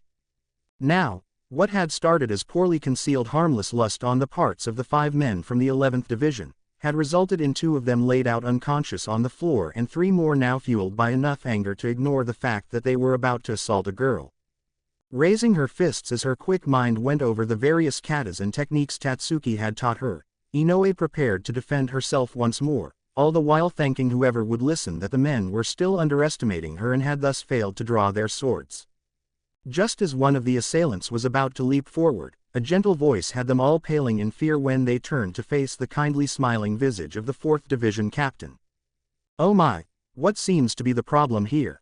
3 simple minds fought to work through their paralyzing fear as their owners tried to come up with an explanation for why 3 men were advancing on a single girl while 2 of them laid unconscious around them. Gulping in increased terror as the captain's smile widened slightly, the men wasted no time in attempting to run. However, as they spun around to take off in the other direction, they stumbled back with cries of fear when they once more found themselves face to face with the same captain they had just turned away from. Their terror overwhelmed their systems, and with simultaneous releases of air, which sounded suspiciously like relieved sighs, the three men dropped down in a dead faint. Turning from the despicable men before her, Unohana Retsu fixed her gaze on the redhead next to her and promptly blinked in shock when she found the girl crouched down before one of the men she had knocked out, poking him in the cheeks with a concerned look on her face. Inoue, noticing the scrutiny of the woman near her, turned and said, Are they going to be all right? I think I hit them too hard." Amazed at the words she was hearing, Retsu took another moment to observe the child before her, before finally realizing what it was that was setting off her instincts. Smiling gently at the fussing girl, she said, "I am sure they will be just fine. In my opinion, the members of the 11th Division can never be hit hard enough. Now child, come with me please, I believe I will need your help soon." Blinking up at the woman, Inoue broke out into a cheerful smile and opened her mouth to give an affirmative when she remembered that she had something else to do. Slumping in sadness once she realized that she would not be able to follow the kind woman, she said, "I'm sorry, I really want to help you, but I already have something important to do." Giving the girl an unreadable look, Retsu considered what was happening in Soul Society at the time, and then she looked into Inoue's eyes, gazed into her soul. After a few seconds, she sighed to herself and thought, "Maybe I am getting soft in my old age." Turning so that her back was to Inoue, Retsu said, "I am sure, young lady, that your friends will be able to complete the task without you." Freezing as she processed Unohana's words, Inoue bit her lip as she weighed her options. It never even crossed her mind to try to fight the captain who obviously knew something of what they were up to. Instead, she wondered how she was going to let Ichigo and the others know. Finally arriving at a decision, she whipped out her phone and fired off a message to the others, before pocketing it and falling into place behind the female captain who had already started walking away. She hoped that she had made the right decision. She recalled Yoruichi mentioning that the 4th Division was the healing division, and she knew that if she hung around with them then she should be able to find out where her friends were based on where various members of the 4th were being dispatched to. Also, if it happened that any of the others got injured, she hoped that she would be able to help them escape from the 4th Division since they would probably be kept under watch there. Hearing the second set of footsteps trailing after her, Retsu smiled softly to herself and continued on her way back to her division. Another wall crumbled under the onslaught of Chad's armored hand as Omeda leapt aside from the blow at the last moment. Turning swiftly and raising his hand, Chad blocked the spiked ball of his opponent's Zanpakuto with his arm and pushed it aside, before closing with the other man and unleashing a furious hail of punches at him. Omeda swore as he was forced to dodge the rain of blows coming at him, while he fought to retract his weapon. Finally getting tired of the attack, he dashed aside in a blur of shunpo before reappearing beside his foe already halfway through a roundhouse kick. He wasn't even phased when his high-speed attack was dodged and instead flipped away from the retaliatory left hook aimed his way. Landing in a crouch, he took a moment to catch his breath and reel in his weapon while Chad did the same. Around the combatants, the unconscious bodies of the unseated Shinigami who had sought to interfere littered the ground. Chad reached up with his left hand to wipe away a trickle of blood which was currently hampering his vision. Unlike their first battle in the world of the living, where both combatants had been limited in one form or another, Omeda by his limiter seal, and Chad by his lack of training in the environment, here they were both able to cut loose. Their battle had transformed the alley around them into something of a literal battlefield with the debris of numerous buildings littered all around them. It was a testament of Chad's battle prowess that he was able to match the lieutenant now that the latter was off the limiter seal, a fact which visibly perplexed said lieutenant. Sighing to himself as he rose back to his feet while nursing one of his cracked ribs, Omeda wondered about the current situation. He was just glad that unlike before, his captain wasn't there to watch him fight to a stalemate with the human boy, though she would no doubt hear about it later and give him grief for it. Still, the fact remained that their battle had gone on long enough, and if it dragged on any further, it would be even more embarrassing for an officer of his caliber. Taking a moment to consider what he was about to do, Omeda gripped the handle of his released Zanpakuto as he prepared his final gambit. Chad, noticing the readiness of his opponent, also prepared his last assault, somehow instinctively knowing that the battle was just about to end.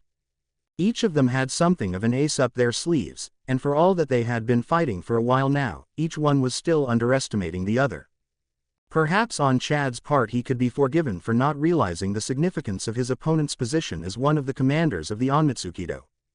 As for Omaeda, he still believed that he was fighting someone who was just a human, and like much of Soul Society, he believed himself superior. With simultaneous roars, they both charged at each other and struck out.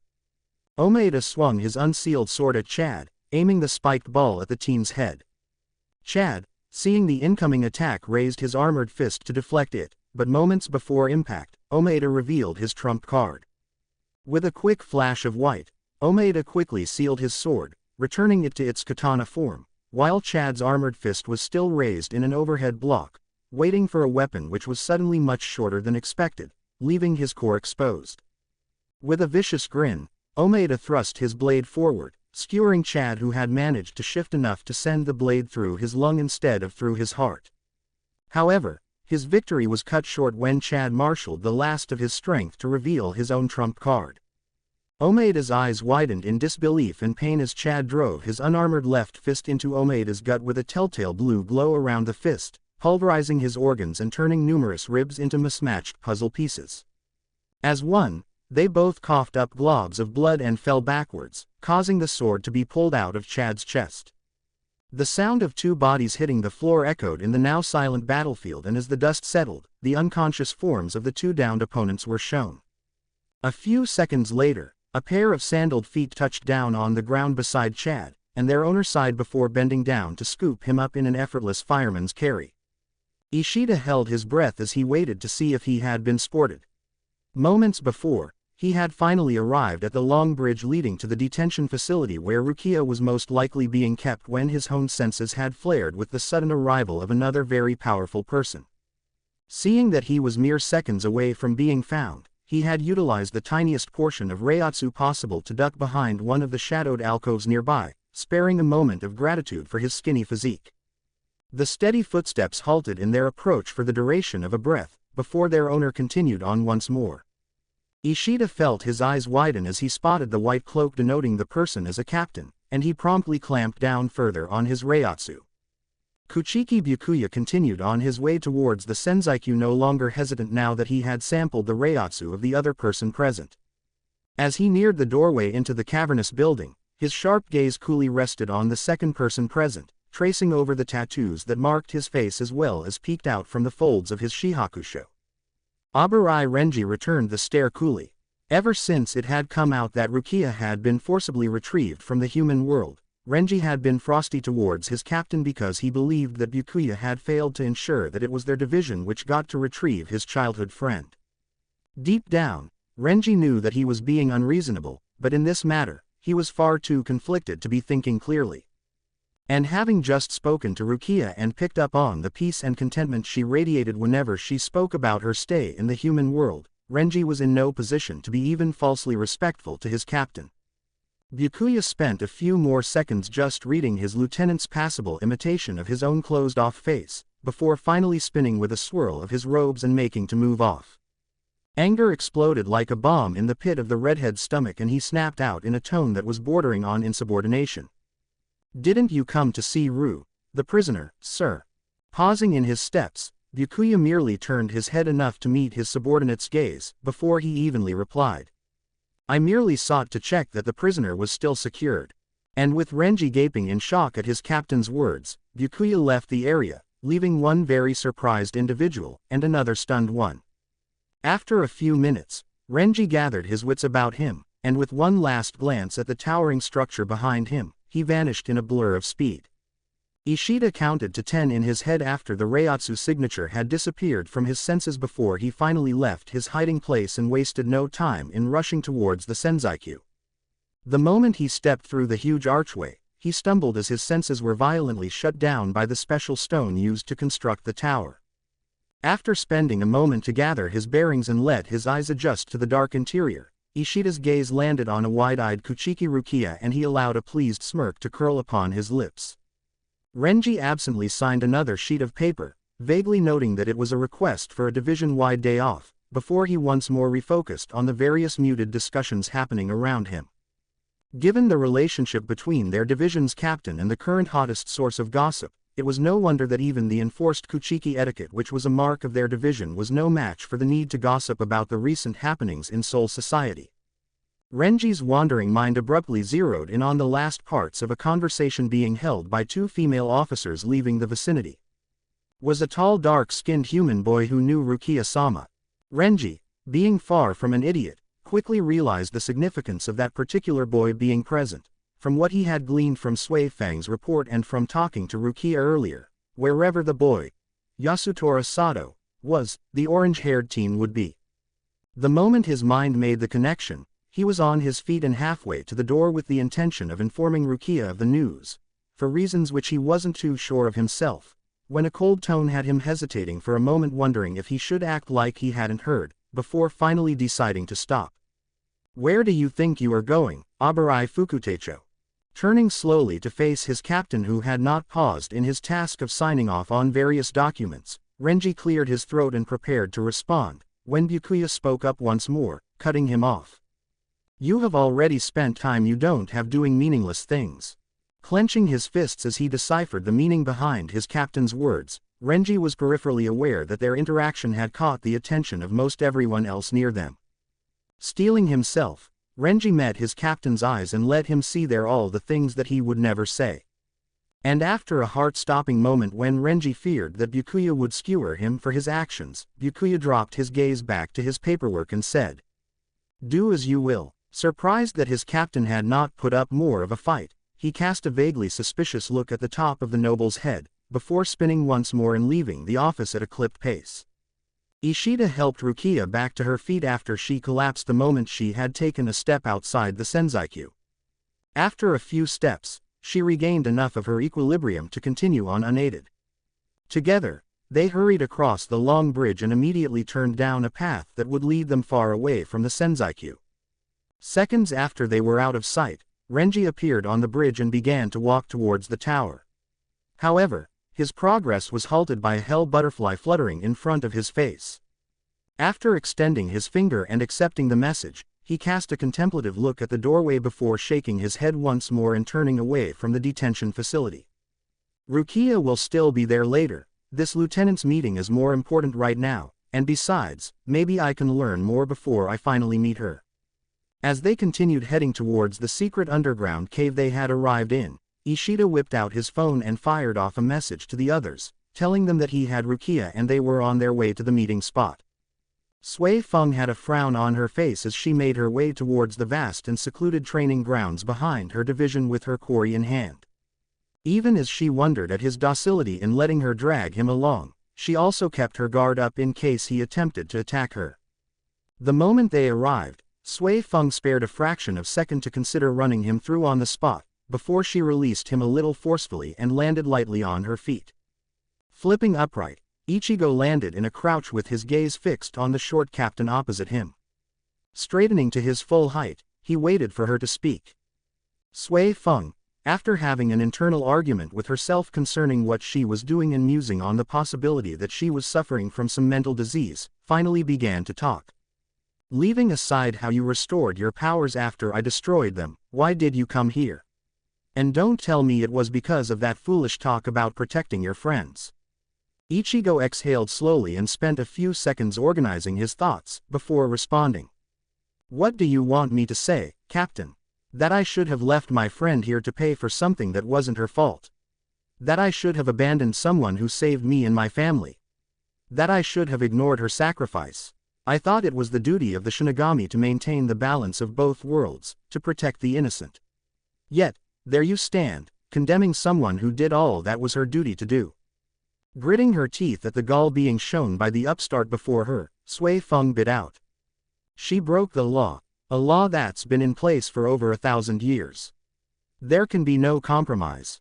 With a furious slash of his hand, Ichigo cut her off, further incensing her. "There's more to being a human being than simple rules. Rules are guidelines, suggestions for how we're to live. What we choose to do with them, how we choose to interpret them is the true test of life. And you have failed." Eyes widening in rage, Sui Feng momentarily lost her cool and slammed the full force of her murderous Reiatsu onto Ichigo, blanketing the entire area in a miasma of death. Ichigo didn't even flinch as he bore the full brunt of her rage, having already felt a bloodlust greater than hers at both the hands of his own Zanpakuto and the blonde-haired shopkeeper. Abruptly, the storm of Reiatsu ceased to be, leaving Sui Feng blank-faced and eerily calm after the recent eruption. Ichigo met her blank gaze and suddenly knew that there would be no getting to her as she was. Without warning, he spun in place with his blade already materializing in his hand just in time to deflect a dagger-like thrust aimed for his chest, while behind him, the afterimage of the short captain faded away. Leaping back in an attempt to make some space, Ichigo bit back a curse as Sui Feng followed, refusing to allow him any breathing room. However, it was a testament to the ruthlessness of Ichigo's teachers that he had already recovered from her sudden attack and was managing to keep off her storm of assaults, escaping the furious hail of attacks with only minor cuts to show for them. Finally, he saw a disguised opening and took it. Deliberately refusing to cover one of the sudden openings in his guard, Ichigo reinforced his side with Reiatsu just as a powerful kick smashed into him, sending him flying away from the captain and giving him enough breathing room to finally meet her head-to-head. Sui Feng, realizing what Ichigo had just done, rushed back in to re-engage, only to quickly backtrack as the black blade of Ichigo's sword almost took her head off. Diving back into the battle, Sui Feng thrust, parried, ducked, spun, sliced, deflected, pirouetted, and dodged as they danced all around the clearing, leaving utter destruction in their wake. It was with a feeling of rising frustration that she realized that Ichigo was slowly beginning to match her attack for attack, and in some instances, even damage her without any harm to himself. Wondering why she was getting slower, since it could be no other reason, Sui Feng forcibly disengaged and leapt straight back, only for her eyes to widen as she ducked to the side to avoid a fork of lightning streaking towards her face. Regaining her feet from the sudden evasion, she only barely managed to raise her sword in time to block a slash from Ichigo, but before she could relax, she noticed the telltale red glow of a charged Kido spell. With an explosion of fire and smoke, Ichigo launched the ball of fire at point-blank range, yet he never dropped his guard. Spinning in place and ducking forward, he felt the cool touch of a sword along the back of his neck, before his left foot rose in an impressive back kick that managed to clip Sui Feng as she attempted to avoid it. Spinning from the glancing blow, Sui Feng regained her feet to see Ichigo's blade swinging straight for her head. Forcefully snapping backwards in a move that would have left contortionists wincing in sympathy, Sui Feng barely avoided the blow. Finally managing to get away from Ichigo, she studied him with more caution in her eyes than she had ever given another opponent before. However, before anything more could happen, Ichigo asked, "Why don't you release your blade, Captain?" Reflexively snapping back at him, Sui Feng replied, "The release of a captain-class Zanpakuto inside Seraiti is against the..." Trailing off at the smile slowly spreading across Ichigo's face, Sui Feng only had enough time for one thought before Ichigo spoke. That is a frightening expression for a young boy to have. "Against the law, Captain. Well, too bad, because it's not against the law for me.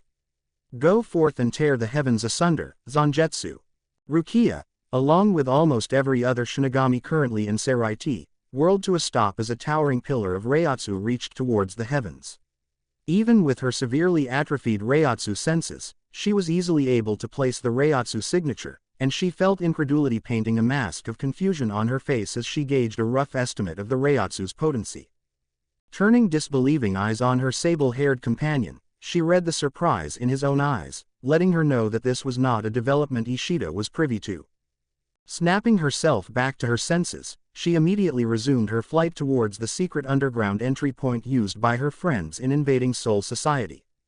The unseated officers present quaked in fear as the huge monstrosity of a man suddenly slid to a halt and turned to face the source of the potent Reiatsu, causing the air to hum with power. With a maddened leer, Zaraki Kenpachi tossed his head back and roared with laughter soaking in bloodlust. Perched on his back, his ever-present lieutenant squealed in childish glee as he suddenly took off in the direction of the disturbance. In his office, the sleeping dragon of Soul Society picked up his cup of tea with a hand that seemed deceptively frail. Though his eyes appeared closed, he perceived things better than any other mortal being living or dead. Sipping placidly from his cup, he continued to observe the battle raging a few dozen miles behind his current location. The various flickers and surges of Reiatsu had his ever-present companion humming in interest as they both gauged the strength of the youngling shaking up their domain, their kingdom. Slowly, and barely visible through his thick beard, a sly smile curved upon his lips. On either side of him, his two sons in all but blood exchanged wary looks as they wondered at what schemes their old master was cooking up. Ichigo finally hauled himself to his feet with a rueful smile as he slowly made his way towards his prone opponent, letting loose a sigh of relief as he picked up her shallow breathing. Pausing before her and meeting her barely open eyes, he carefully avoided looking at the numerous cuts currently littering her body, as well as the huge gash stretching from her right shoulder to her left hip, the evidence of the decisive blow in their match. Making sure he had her attention, and ignoring his sluggishly bleeding wounds and painful bruises, he made one last effort to reach her. "What does being a Shinigami mean to you? What does the Gote 13 mean to you? I'm asking, what do you yourself think about who you are?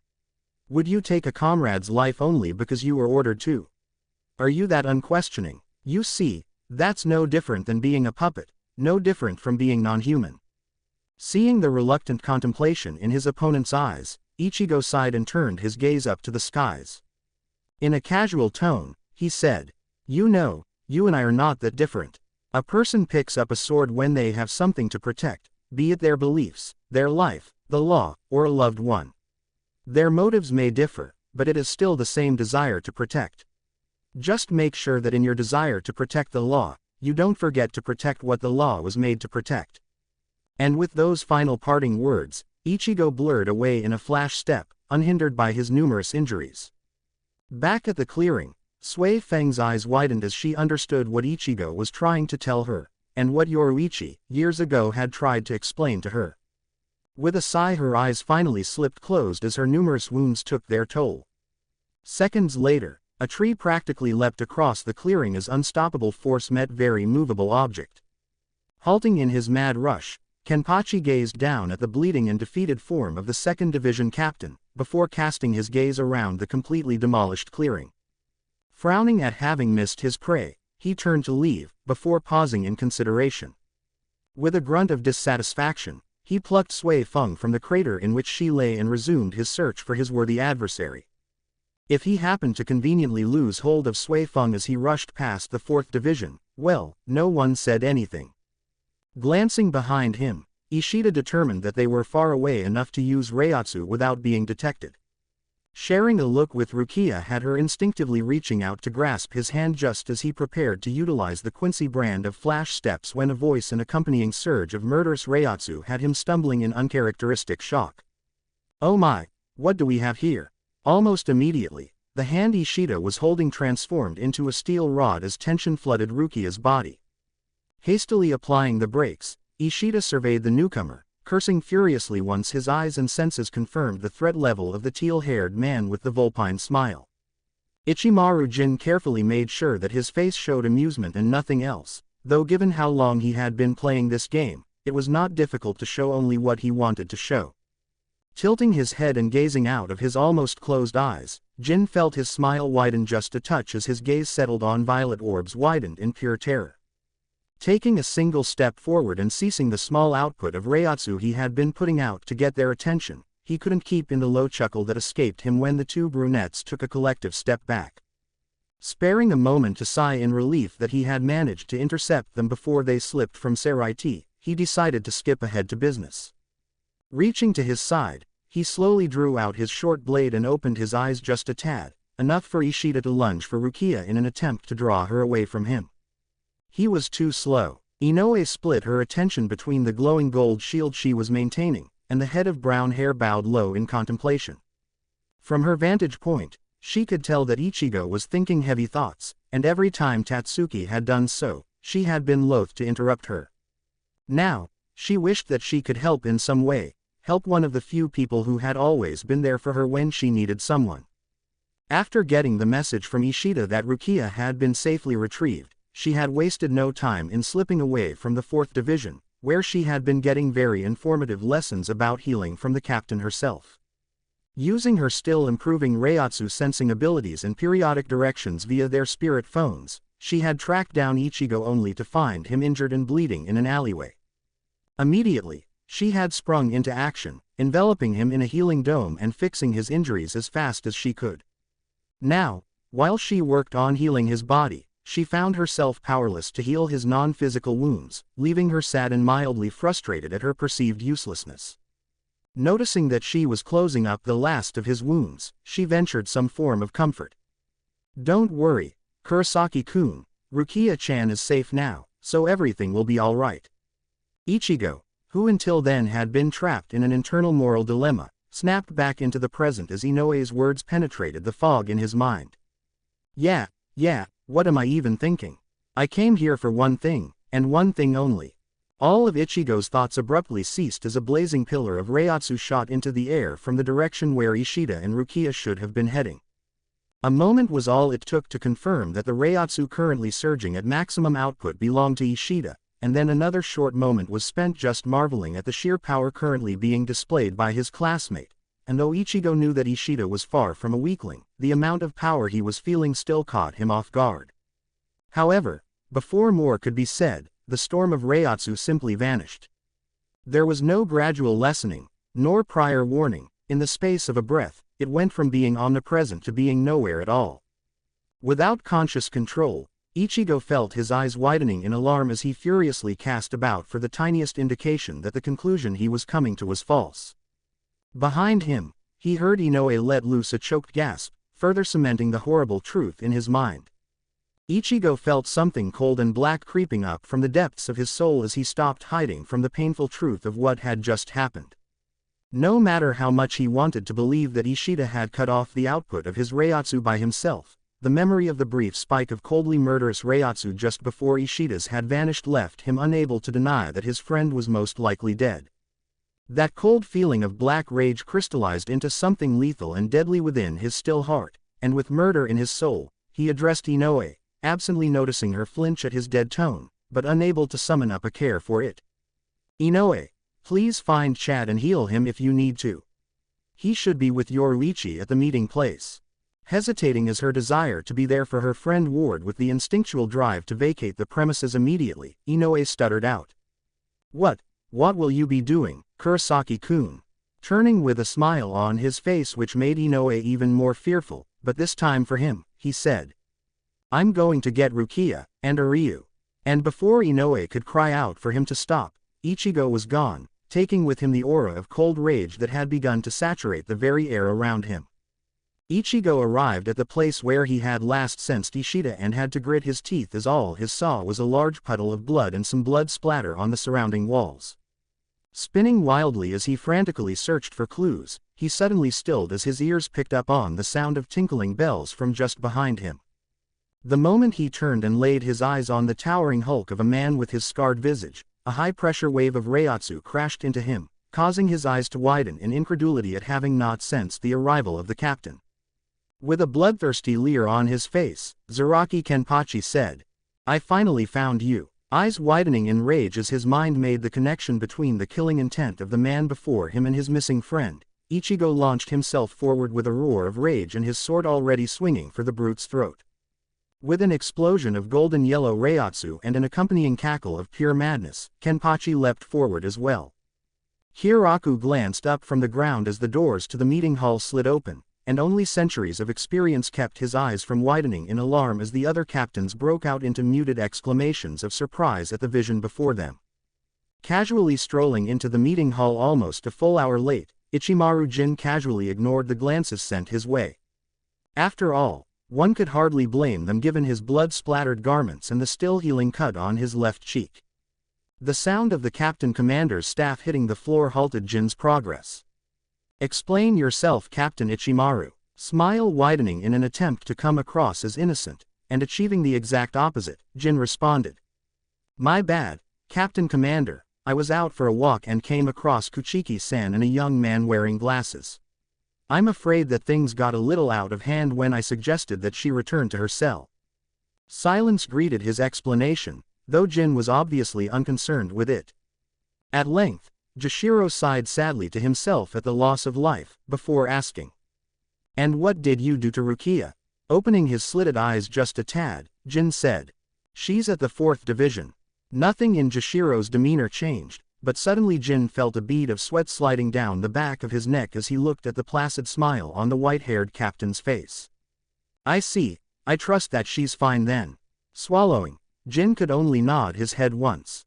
Once Jashiro shifted his attention from him, he released a silent sigh of relief. Slamming his cane into the ground once more to garner their attention, Yamamoto addressed his subordinates. It seems like one of the intruders has managed to put Captain Sui Feng in the 4th division. Some of the captains scowled at the reminder that one of their own had been taken down by one of the human children. Deciding to take the chance to satisfy his curiosity, Hitsugaya Toshiro asked. Do we know how it happened? Captain Sui Feng is not one to be taken lightly after all. According to members of the Stealth Corps, she was defeated by a brown-haired human male. Nodding in gratitude to the captain of the 7th for his answer, Toshiro subsided into silence.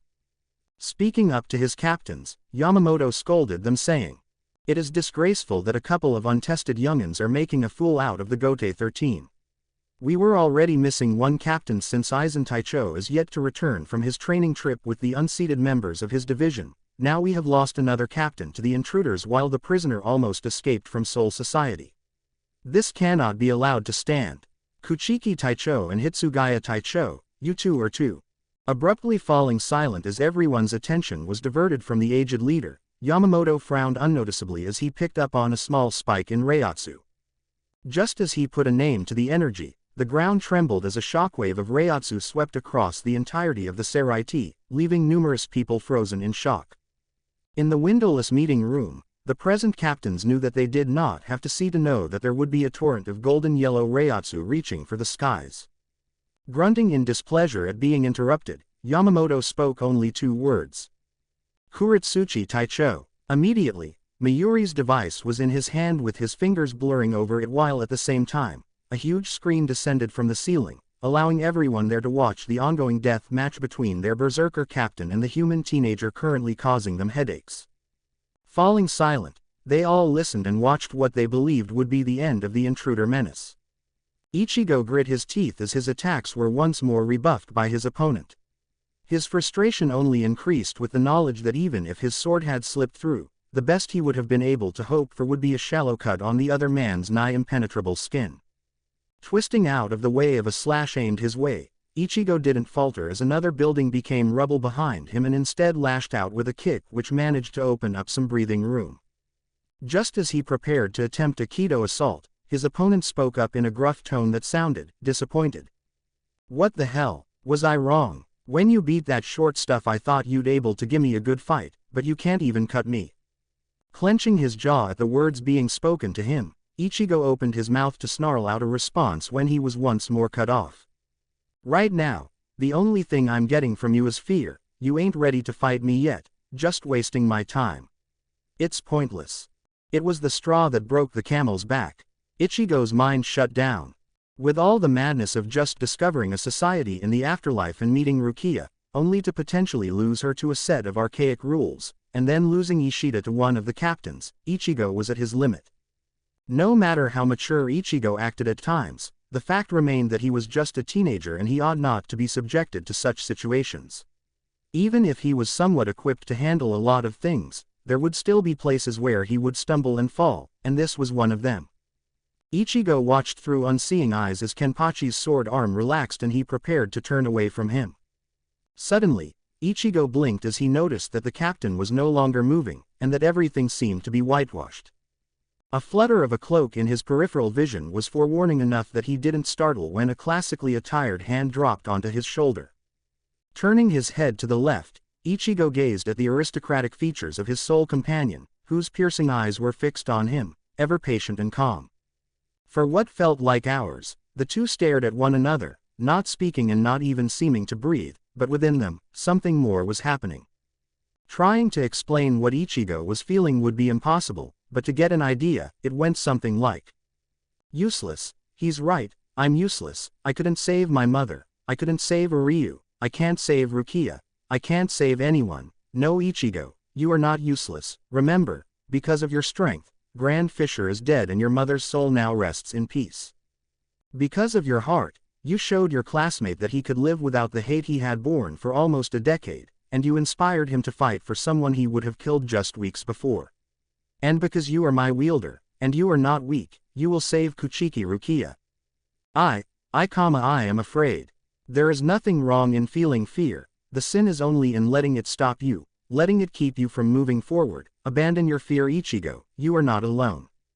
No words were exchanged between the two, but their souls, their very essences, communed with a method deeper and truer than words could match.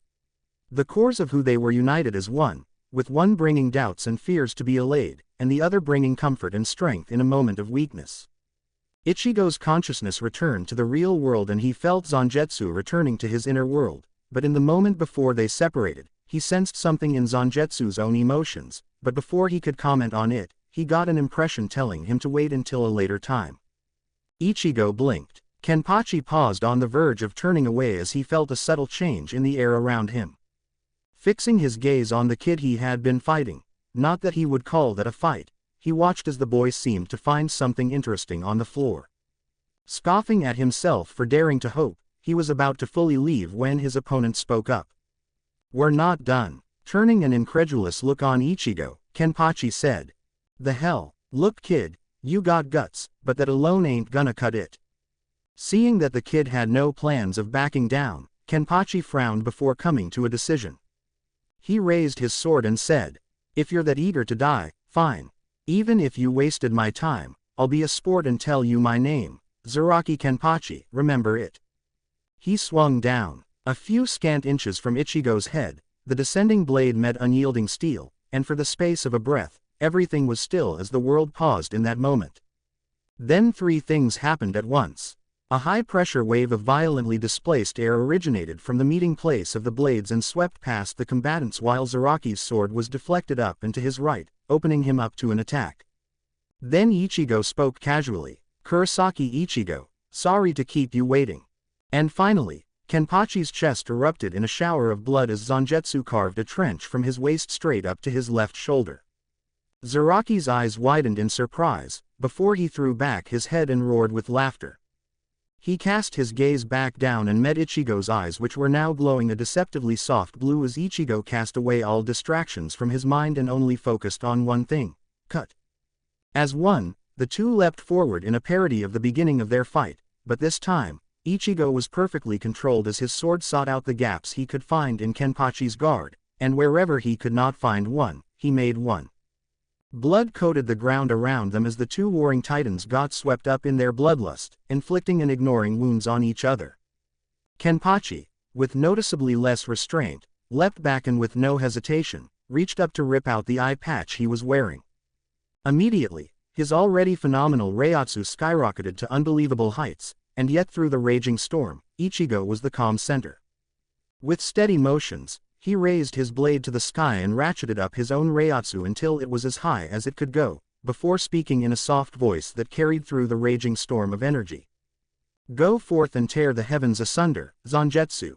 The blazing yellow sun of Zaraki's energy gave way to the serene blue moon of Ichigo's power, while around them, the various buildings which were still standing blew away like sand castles before a tornado.